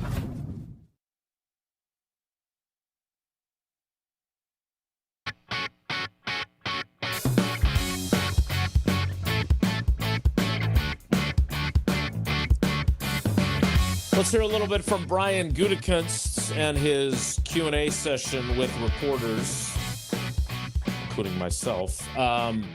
He did say at one point that he really likes his depth. Now, I understand. What? He's not going to say, yeah, we're our depth sucks. Yes or no, Brian? About it, though. you like their depth across their roster? Yes or no? No. Okay, just want to make sure I wasn't crazy.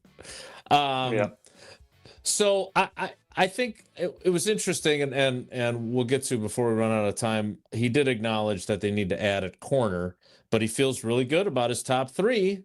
But there was a lot of talk about process without having a first-round pick, and so and he made it sound like he's not doing anything different. And I wanted to ask, because so much of what they do is based on their evaluations of guys when they come out in the draft, and that's where they get all the information on these guys as the baseline for them. So I asked him about that. Here's how Gutey handled that question.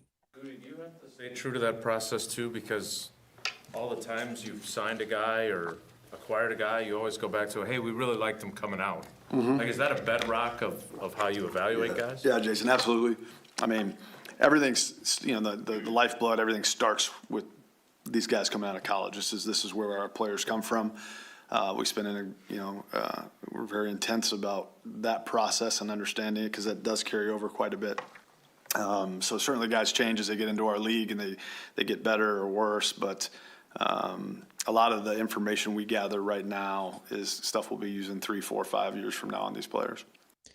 Which is why they don't just get to take Thursday off, right? I mean, it's why they prepared for these guys. And now, are they going to be able to put together a package to go up into the first round if they want to? Again, they have some assets next year if they want to use them, but you don't want to use next year's two and this year's two. This isn't draft day where you're trading your 3 second-round picks for the 6th overall pick to Jacksonville and that young GM. But, he did say that if there's a guy that early in the second round that they like, that they want to go up to get, he thinks he has the ammunition to do it.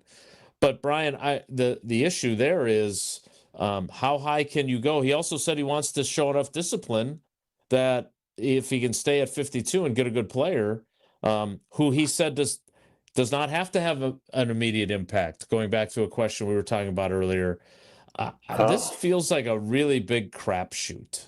And I know every draft is, but based on where they are, the lack of a first-round pick, it's going to be really interesting these next few days.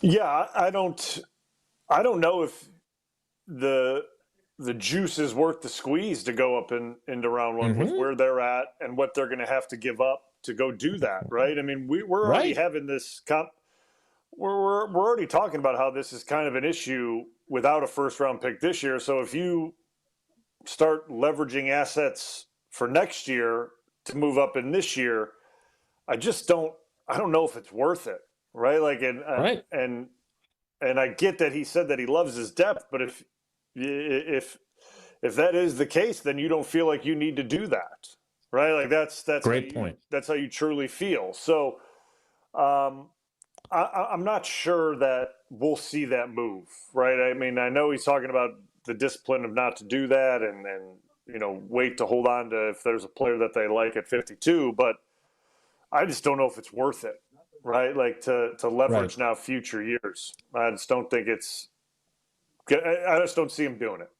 Right. And for instance, he was asked about Malik Willis and talked about how he's, rooting for him to play a lot and play well, because that obviously affects that compensatory pick.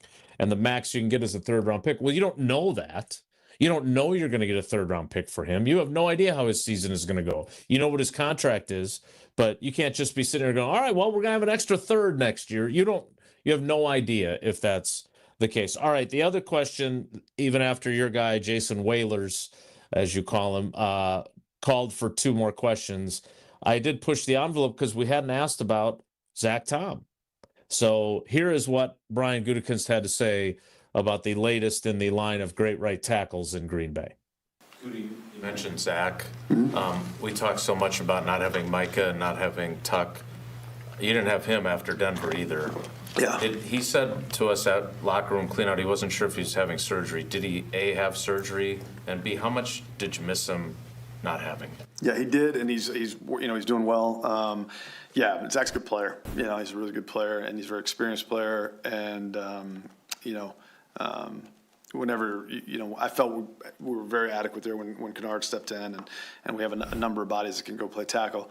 But whenever you lose guys like Zach Tom, you have to adjust, and I thought we did a nice job of doing that. But, fortunate for him, he'll be ready to roll as we get going. And I give him a lot of credit, man. He fought his tail off to try to finish it out.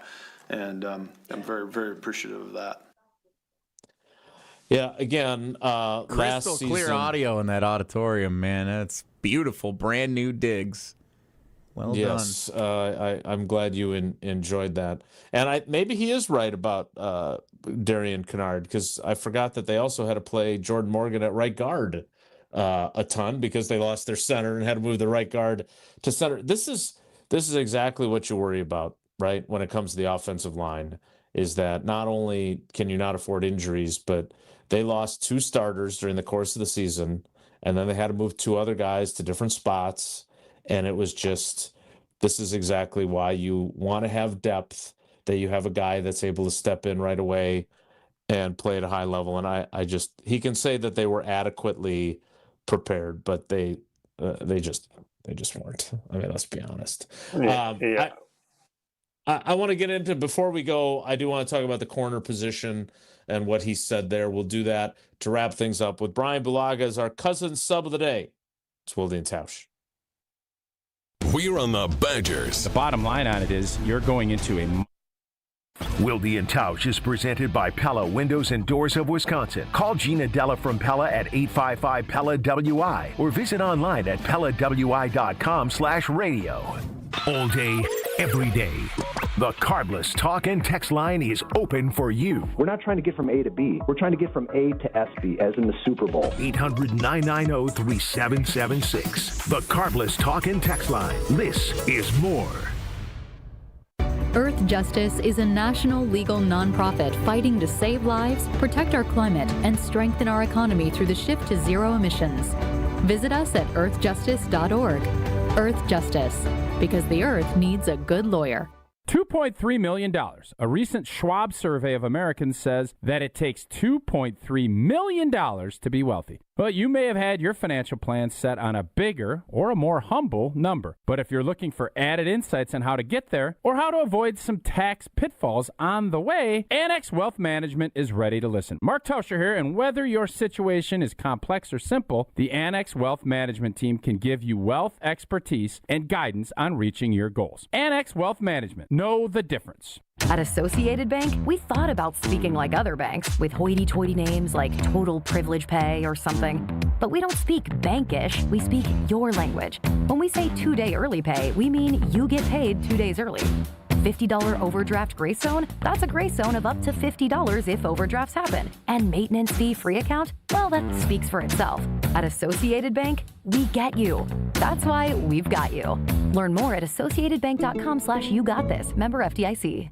Vortex Golf makes rangefinders for serious golfers who need an accurate number every time. With 3 options, the Blade, Blade Slope, and Anarch, there's a Vortex rangefinder that fits your game. Crystal clear optics and features like image stabilization keep you steady in big moments. Plus, every Vortex Golf product is backed by a no-questions-asked lifetime warranty. If you're looking for an accurate number every time, Vortex Golf belongs on your bag. Grab yours and everything you need for golf season in Wisconsin at Shields.com. She walked miles with her granddaughters every day at Disney with zero knee pain, but she couldn't have done that months ago. This all started with a visit to QC Kinetics. We have spent the last 4 days going from park to park, walking all day long, no pain. I feel fantastic. Here's what baffles people when they hear Kathy's story. The doctor said, you need 2 full knee replacements. And I said, that's not going to happen. I went to QC Kinetics. I started treatment that day. Within a couple of weeks, I was absolutely pain-free. It's the kind of story that QC Kinetics hears from patients all the time. I cannot thank QC Kinetics enough for giving me my life back. I'm active again and loving it. I'm well over a year out. I've had absolutely no pain in either knee. Before you agree to surgery, listen to this. Think about it. Tomorrow is Animal Kingdom, so yeah, gotta go. Kathy's glad she took them up on the free consultation. We have one set aside for you. Call QC Kinetics, 414-240-2298. That's 414-240-2298. 414-240-2298. Bikers need protection, not just from other drivers, but unfortunately from insurance companies too. If you've been injured in a motorcycle crash, call Gruber Law Offices today. Bikers are often blamed for causing the accident because the insurance companies simply don't want to pay.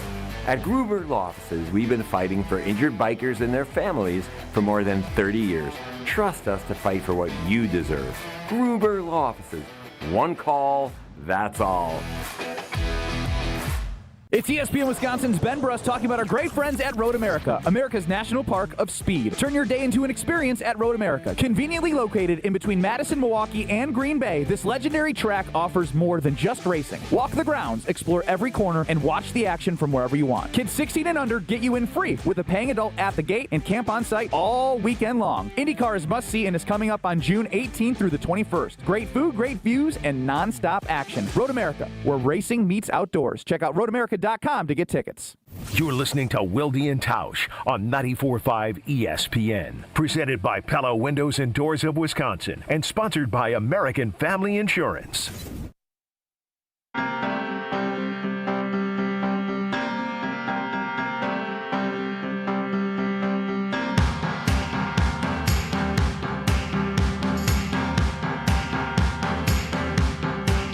Wrapping things up with Bryan Bulaga, our cousin sub of the day, cousin subs. We believe in better. All right, you know what? We've covered the cornerback position plenty today, and the reality is that Gutey feels good about his top three, but he acknowledged they need to add more. So apparently he doesn't feel great about his depth everywhere. Jesse, tell me more about this. He played at Iowa, right? He's an Iowa guy? Jennings Dunkers? Feel like he'd have been better for a Quick Trip deal, but they spell Quick Trip differently in Iowa. They do. He does prefer a blue-roofed establishment that sells lots of scoopies of ice cream. He's custard. An influencer on social media. Not only does he fit a need for the Packers, but it seems like he would be a natural fit as both an Iowa guy and a guy who loves him a Butterburger. What do you know about him, Bryan Bulaga? And is it realistic that he could go to the Packers in the second round or beyond? I mean, it's realistic that he could go, right? Like, but I just if he falls to 52, I think he'll be an early 2, in my opinion. I think he'll be an early 2 and not a late 2. But what I know about him is that he's most likely a guard type player. He played tackle at Iowa, but I think he's going to be a very good guard in the NFL. I think he moves well. He's a strong kid. He's tough.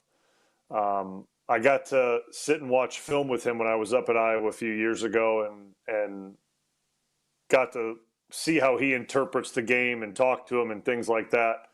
So I really like him as a player. I think he's going to have a nice NFL career. I just don't think he'll be there for Green Bay, and if he is there for Green Bay, I'm not sure they're going to address offensive line with the second pick.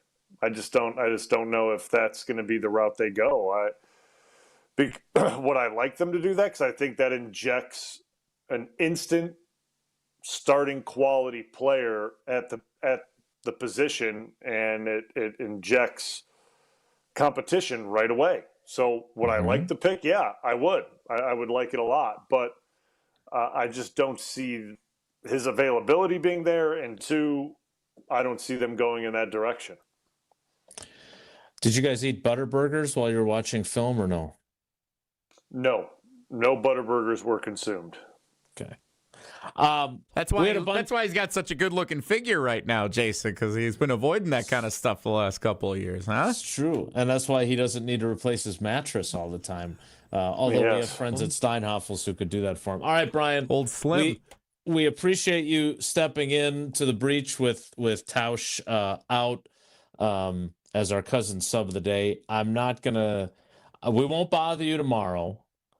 I wouldn't rule out the possibility that if you don't have another member guest to play in on Friday, we might need to call you again. Okay. So you and Jesse can negotiate that. You can figure out how Jesse's going to be nicer to you moving forward. But we appreciate you filling in today. And I'll talk to you at least on Thursday on the Homer Hour. Thanks, buddy.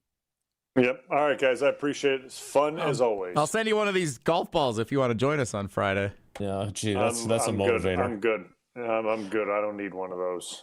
That's it for us today. Rich Eisen is next. Thanks for coming along for the ride. Have a great day. Take care. Be good. Enjoy Ozaki County's premier golf destination, The Bog in Saukville. Featuring 18 championship holes designed by legendary golfer Arnold Palmer, The Bog offers a golf experience unlike any other for all skill levels. But The Bog is more than just golf. It's the perfect setting for corporate events, weddings, and group outings. Our team brings every detail to life. Play the finest greens of Wisconsin, then enjoy a bite to eat in our restaurant or out on our new patio bar overlooking the 18th green. It's time to golf, Wisconsin. It's time to enjoy The Bog. You can search for the biggest bat selection, but I'm here to save you time because the best baseball and softball bat selection in the Midwest is right here at Burkhardt Sporting Goods. We stock just about every bat on the market from all the top manufacturers like Easton, DeMarini, Louisville Slugger, Marucci, and more, and sell them all at the guaranteed lowest prices. So get in here and try a few out in our indoor batting cages. There's no need to look any further because when it comes to bats, if you want it, we got it at Burkhardt Sporting Goods. You can't beat Burkhardt.